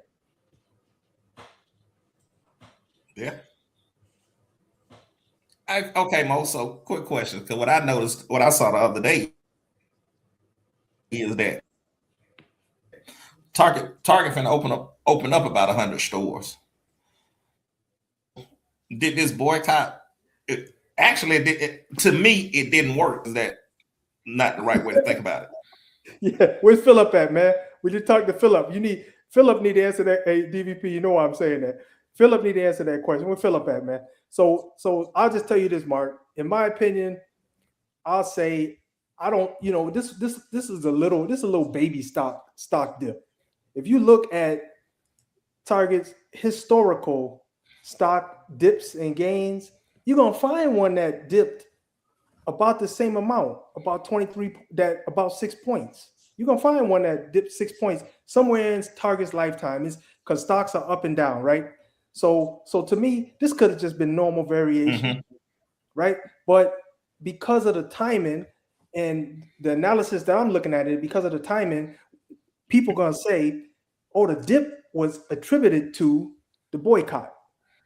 So fine, say that, but you only lost 6 points, man. That's within normal variation of stocks. So I don't know if I answered your question, Mark, but ask it again, man. Okay. What was your question? You did. I did. Okay, so there it is. I mean, you did because, like I say, what I just saw a few days ago, they finna open up 100 stores. Yeah, but you wouldn't typically open up 100 stores if you take them out. Facts. Yeah, no. If you got, I mean, So look, either they had a great recovery campaign, or this little boycott was a flea on my shoulder. Get off of me, man. It was one of the two, right? And now they building all these stores, so it had to be that. You know what I mean? Yeah. There it is. Well, you got to also look at where they're opening up. You know, the fact is that Walmart or Sam Walton family don't believe in collective bargaining rights. So I would believe they'll open them in right to work states, which means they can hire and fire at will. So this isn't because they are having a moment of clarity and a moment of existential belief. It's about the pocketbook, because just as they open, remember how many did they closed last couple of years? Yeah. So if you look at that side, you know, nobody wants to talk about that. They've moved out of the other states, northern states. So again, they're moving to right to work states, which gives them another way to balance their worksheets. But let me add this. Someone asked earlier and we didn't get a chance. Someone wrote in, get rid of qualified immunity. That's a show all in itself. And maybe when DVP thinks or you guys are ready, we'll do that. But qualified immunity is really not something that's been known for a long time. It really came about in the late 80s, 82, somewhere in there. But the interesting thing about qualified immunity is that it has to be granted by the judge, and it's not always granted, contrary to popular belief. But I just wanted to clear that up. And there are some conditions for it. Yes. Okay. I mean, the term is used so loosely, but we'll do a show about it. But yeah, it's a really loose term. And I want to say, especially now, if you pay attention now, and I tell people this all the time, in this day and age, I've probably seen more cops go to jail in the past 5-10 years than I saw in 30 years. So the qualified immunity is pretty much not a big issue like people want to make it out to be when people try to say it. It's what most cops union want. They want it in the worst way. It's something that just can't be granted arbitrarily, though. But if you're doing your job, yeah, you should be. But once again, you should be judged by your peers for that. Well, I can tell you in one case, again, Laquan McDonald, they tried to use qualified immunity, and the court said, "Oh no." So he went to jail. So yeah, I think they even tried to use it in Chauvin's case. Again, did not work. So there's that. Those are both poor examples too. So I don't even know. Those are great examples. No, those are the best examples. Those are great. What I mean, well, Laquan McDonald's walking away. So how are you going to claim qualified immunity? But again, no. They're great examples to show that it's not always granted. See, people think right. No, that's true. That's true. It's an automatic thing. It's not. Yeah. Two things have to happen. Number one, like DVP said, set of circumstances have to be prevailing, and two, it has to be asked for. It isn't necessarily given. Yeah, that's true. And the third part is the court has to agree to it. Yeah. In that perspective, you're right. You guys are right. Yeah, because we sure got carried away with trying to get it. Yeah. But the best thing for cops is a more intelligent public.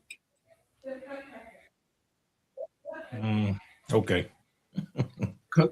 And Joe, you know, as long as we deal with people who don't know shit, we keep doing shit. And I tell people, you know, I was telling the guy the other day, I learned the difference when I saw how we did stuff in our neighborhood versus when we went up north. Everything changed. So y'all know it's a difference. Because one agency when I worked for a task force, we did the same thing no matter where we went. There was just one way to do it, and that was this way. When I was with the sheriff's office, when we were in the low end of town, we did this. Once we went to the rich end of town, we didn't do a lot of the same stuff, nowhere close. So they know the difference, and they know who knows the difference. Correct. Because if they think you don't know, you know. But we'll go around pushing shit like hollering about we sovereign shit. All them sovereign people go to jail and they stay in jail. Don't use that sovereign shit. It's bullshit. It never works. It never works. I don't give a shit what kind of paper you got. If you don't have some flags on your car and a tag, there is no diplomatic immunity. I'm a Moor though, man. I'm a Moor. Right, and you're gonna spend more time in jail. That's what you're gonna be mooring. Want some more time, buddy? Got your little card, got your little book. Like, but yeah, when we become a smarter group, cops don't like being challenged. And if you want to see most of them back down, challenge them for shit they don't know about. Which is a lot of things. Because they don't want to know their job. Because, you know, that's when we were talking about that the traffic task force. You got to be some of the smartest people on the planet because they know a bunch of traffic laws. But that's all they're supposed to know. That's all they're supposed to know. Right. Traffic. When they know traffic, bro, when they go to court, that's why the attorneys cost so much because the attorneys don't want to deal with the DUI task force. They know how their training is. They are trained for courts. They are trained to know the traffic. They are trained to the hilt for this shit. You're not going to beat them easily. You're not. Great. You hope you can get a good attorney who can work out some kind of plea bargain for you where you pay him 10 grand and you pay the county 10 grand as opposed to just losing 40 grand. And you can believe DUIs are guaranteed 3 court dates right off the bat. So if you figure each court date, 30 days separated, that's 90 days right off the bat, right there. And each one's $10,000 in appearance. And ain't nothing wrong with being a more. You silly taste, Tucson. I caught what you just did. It just don't hold up in a traffic stop. Right. What else y'all got? What time? It's 7:30. All right. Oh, so when I get pulled over, I can just look hard at the window. So when I get pulled over, I can just hold up my little sign on the. I can hold my sign on my window to say I don't want to talk. I don't answer no questions. So if I get pulled over by the police, you can hold it up. Card on the window to say I don't want to talk to the police. Yes, you can do. You can do all of that. You can. It ain't gonna get you nowhere, but you feel free to do it. Let them know you got constitutional rights. Right. I know my rights. Yeah, I know your left. Screaming. I know my rights. This your right. This your left. Right.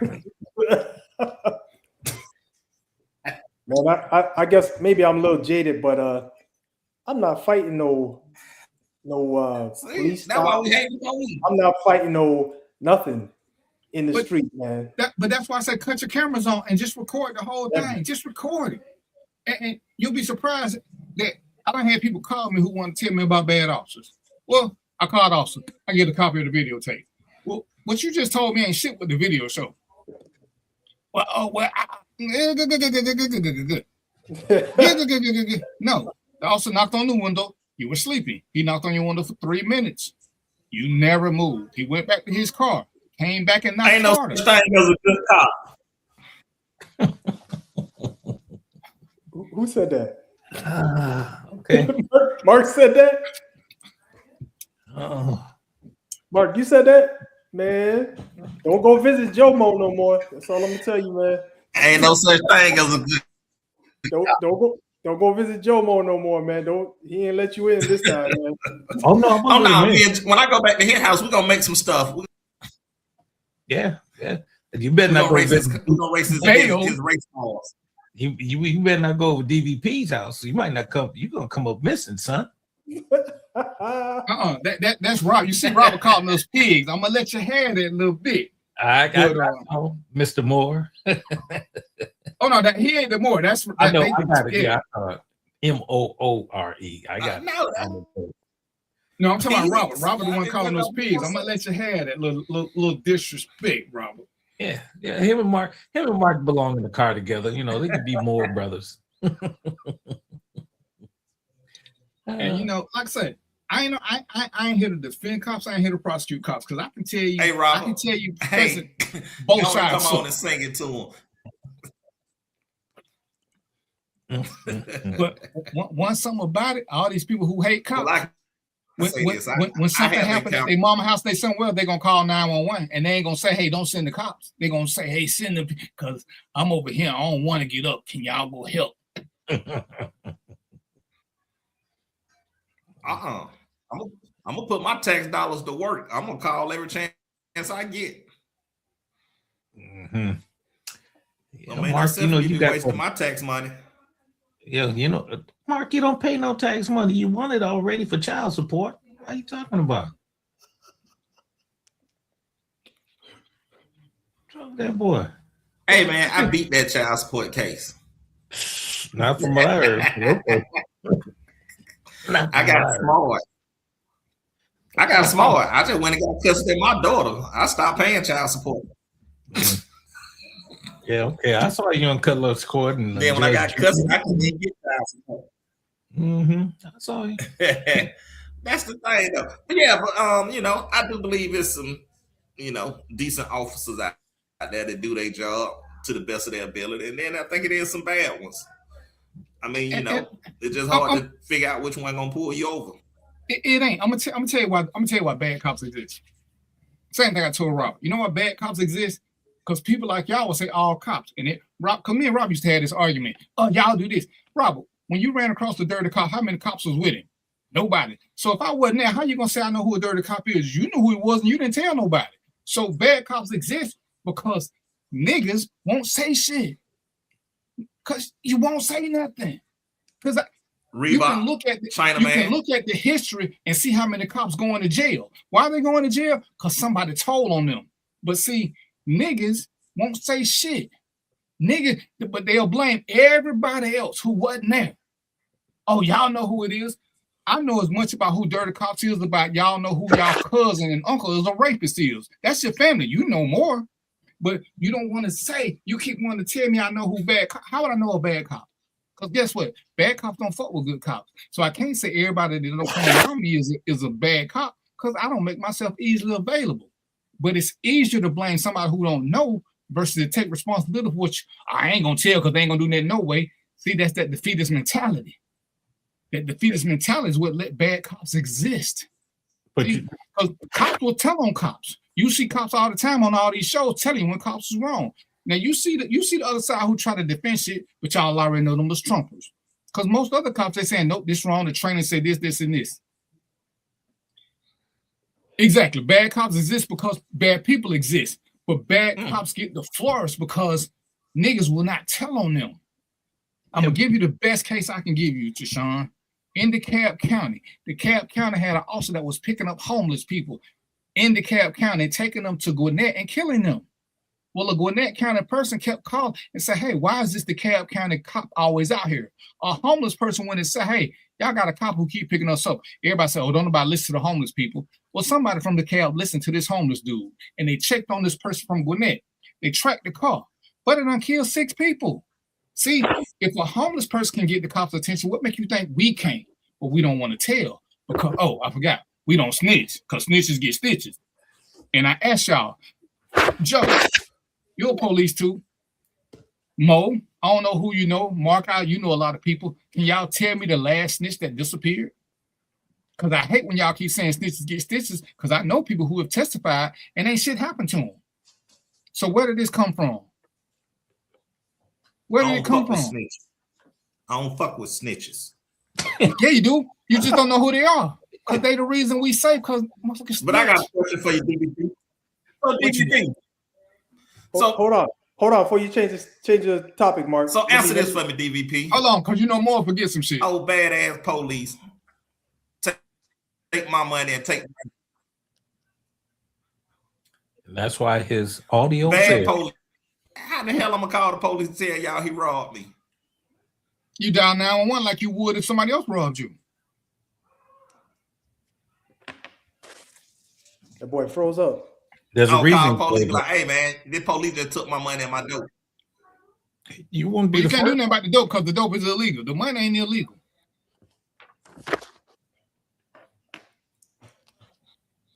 I tell you what you got, Mo? Yeah, so, go ahead. Yeah. So I just that all police are bad kind of thing. I didn't come up with a philosophy. I got by that with data because in my book, I got 2 police officers who actually went against the system. One is Joseph, you guys might know him. One is Joseph Crystal and the other one is Nakia Jones. They're both in my book. I talk about them both and they were essentially ousted out of the department for trying to do the right thing. Yeah. And who was the most famous person that did it? Serpico. They made a movie about it. And this was back in the 70s. He tried to kill him. Yeah. So good cops have always existed, but they can only do so much by themselves without people telling them. I told y'all before, I've been to court on 2 bad cops, but somebody came to me with information that I could validate, and I called GBI in prison. But I can't, and they asked me what I know. I don't know shit, but somebody got to tell. If don't nobody tell, ain't nothing to investigate. Because you feel like this, because you feel like that.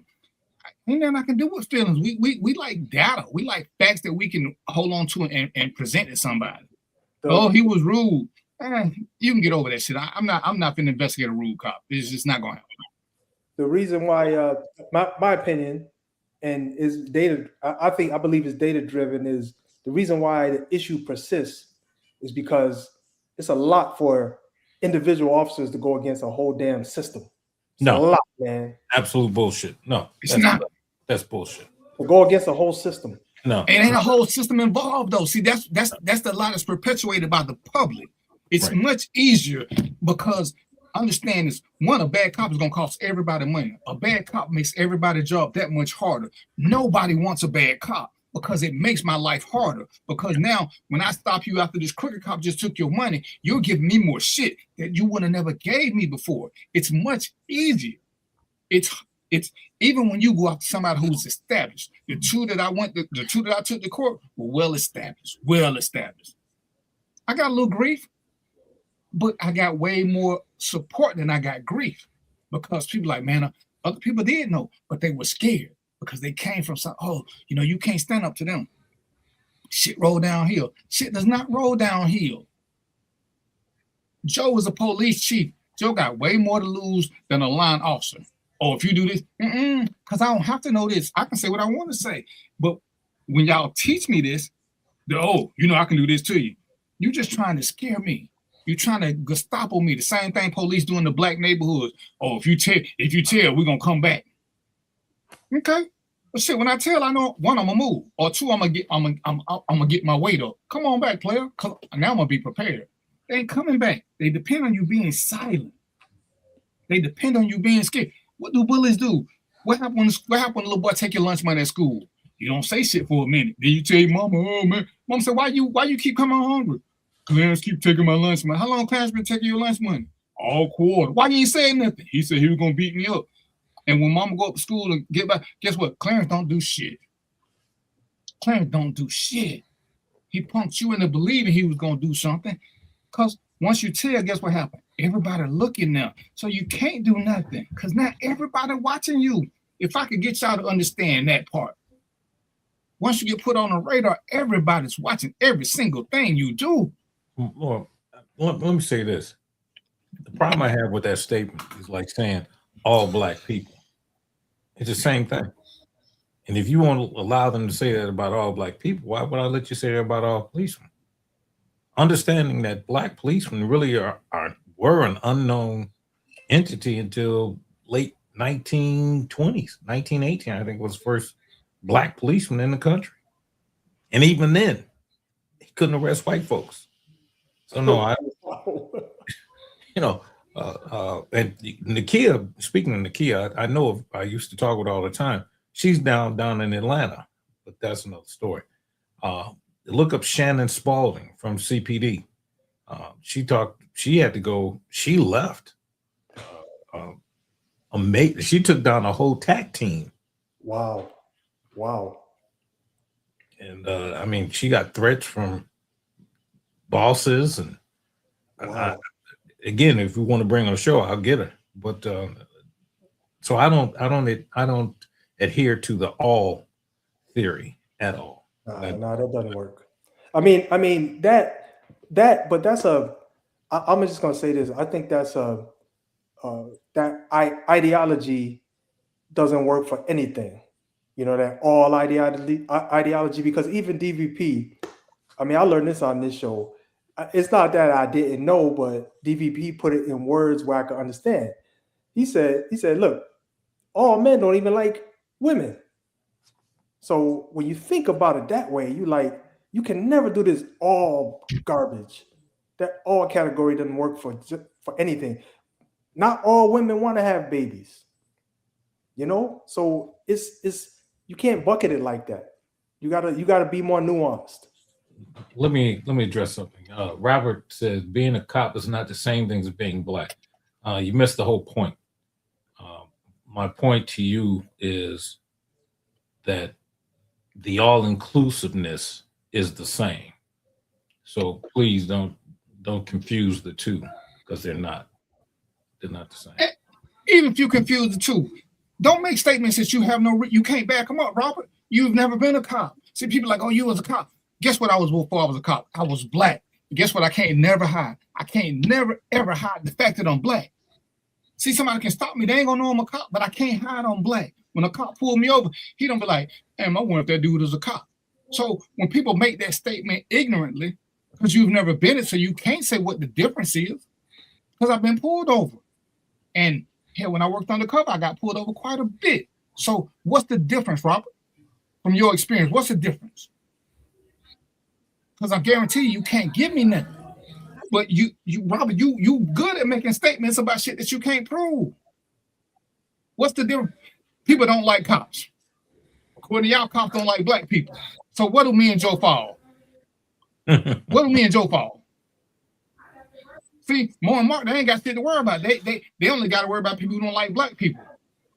Me and Joe, we got two different sets of people we got to watch out for. So what's the difference? What's the difference? And God forbid you're a black cop, because, oh, you one of them. You work for Madison. Oh, damn, ain't that some cute shit? That's the best you got to say? Oh, yeah. I heard that many occasions. You doing the white man's business. Nigga, why you sticking up the joint then? Go stick up a white man. and you know, it's crazy. When I went to Cascade and found a little black baby, because all them black men in the neighborhood weren't trying to help, what y'all doing? So now it's a little black kid missing. Where y'all at? Where y'all at? Because y'all don't want me here. Because the first one I wouldn't do shit, I say, hey, y'all don't want me here. One, I didn't call my damn self. The lady called because her baby been kidnapped. All you motherfuckers around saw shit and didn't say shit. You don't like me because I'm a cop. You don't like me because I'm black. But when I come back with the baby, all y'all got something smart to say. But then none of y'all gonna look for the baby. Because guess what I've learned about a lot of us? We don't want to help each other, but we want to tell people what they can't do. We want to tell people what cops can't do. Wow, we're going to be off in 10 minutes. So you'll make a statement, but what they say? What have you done to try to improve the system? What have you done? When we talk about why there are no black male teachers, anybody who ain't trying to go to school and teach can't say shit. If you're not going to be part of the problem, if you're not part of the solution, then what's the you're part of the solution? And everybody want to sit in the cheap seats and say what it is. But when you get me and Joe in here, we giving you shit to go with, you keep wanting to hit us with bullshit. You keep wanting to hit us with bullshit. See, Mark can talk better than all us about being a coach at a black school. We don't know nothing about that shit. I can sit here and say what I think about black coaches. But when Mark tell me his experiences, that's all I can go on is a factual data, because now I know somebody who can tell me what it's like. Hey, man, I ain't never seen an all-midget football team. Where they play at? and when I asked Mark about what his resistance is, you know, did he coach white kids? Who was more involved, the black parents or the white parents? See, Mark can tell me then from experience, not from what I believe. Mark can tell me.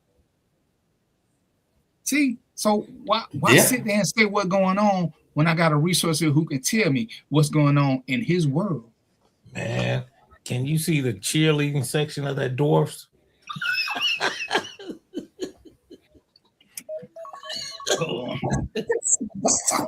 Hey, boy. You know, I'll be back in Chicago real soon. And when I get there, I'm knocking on your door. Hey, man, listen, I see you sitting in that high chair again, so don't move too quick, because I don't want you to fall out and bust your head.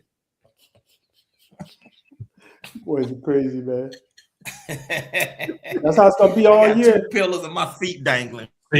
Oh, hold on, Mark. I'm supposed to do my tie again for you. But Mo, what Yeah, it's gonna be like this all year. It's 750. I ain't gonna raise hell all year. It was just because I got some crazy shit in my inbox about what I should and shouldn't be doing on my page. I just felt the need to tell people to have a frosting mug. Yeah, go step by step. You tied. You have a tie. Now untie and go step by step. You have two sides. You have to tie this tie. You put one side over the other. Okay. The side that's at the top, loop it through to where it comes up. So you got a little knot right there. Just throw that one over. Make your first little bow. This one, back over. Okay. You with me so far? I'm gonna do this in person. You sat here and basically said y'all had a different attitude in the white community. And when did I say anything about our attitude? Man. Mark, Mo, when did I say something about the attitude? We got different attitudes in white communities. If you ever heard me say anything about the attitudes, what I said was, because we're not from there, we are a little bit more apprehensive in white neighborhoods because we don't know them. We're not the same in black neighborhoods, the same with them. We always more comfortable around what we know. I don't like going to trailer parks. I don't know how white people think. That whole mess shit scares the living shit out of me. But when I got to go to the hood, I ain't got that same fear. I know what I'm looking for. I know what the telltale signs are. That's what I said. And I'm going to stick to that. We're always comfortable with what we know. We're always comfortable around who we know. But the law is still the law. But when I see white people run to a trailer, you think I'm going to run behind them? No, because guess what? They got better booby traps than us. They got better booby traps. White people don't have booby traps because we always late with shit. We always late with shit, you know? So, Robert, when you gonna quote me, I need you to pull up the segment. You need to start taping because you like to quote wrong. You a Fox News guy.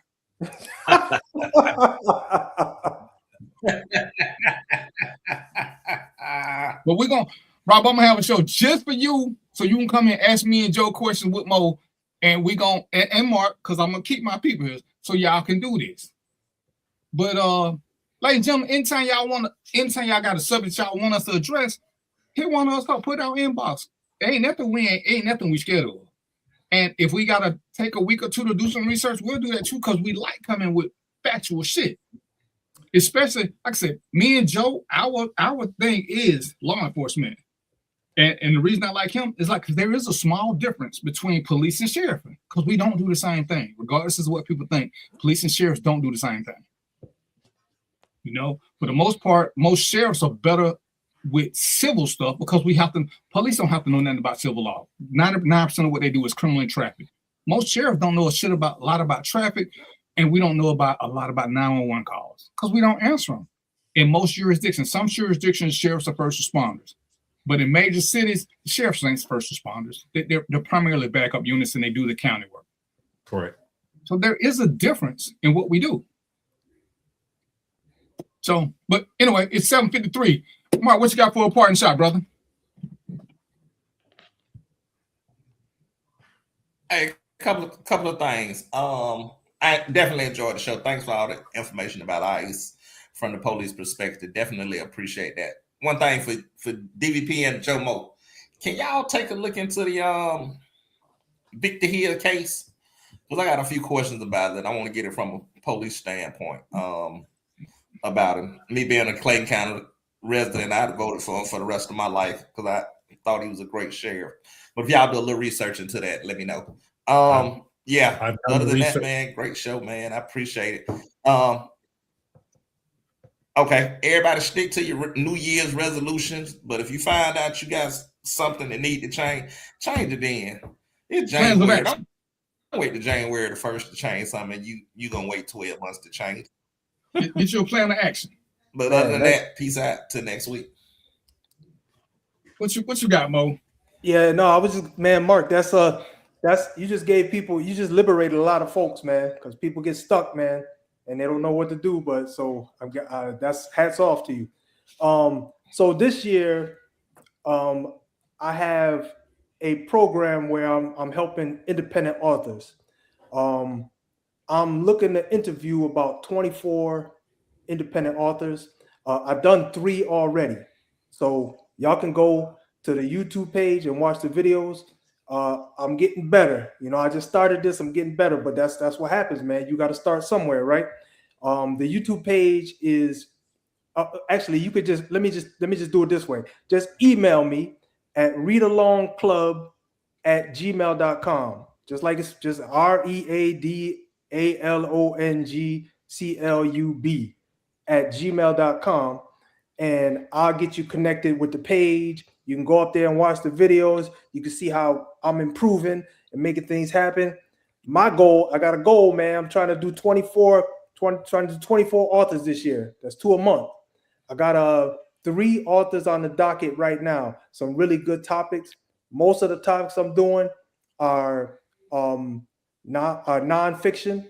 So, you know, we're going to keep it essentially real. There's probably some with fiction, but it's okay. But primarily, I'm looking to do nonfiction because I want to talk to authors who have books that are going to help someone. I'll stop there. I took up a lot of time. Jomo, what you got?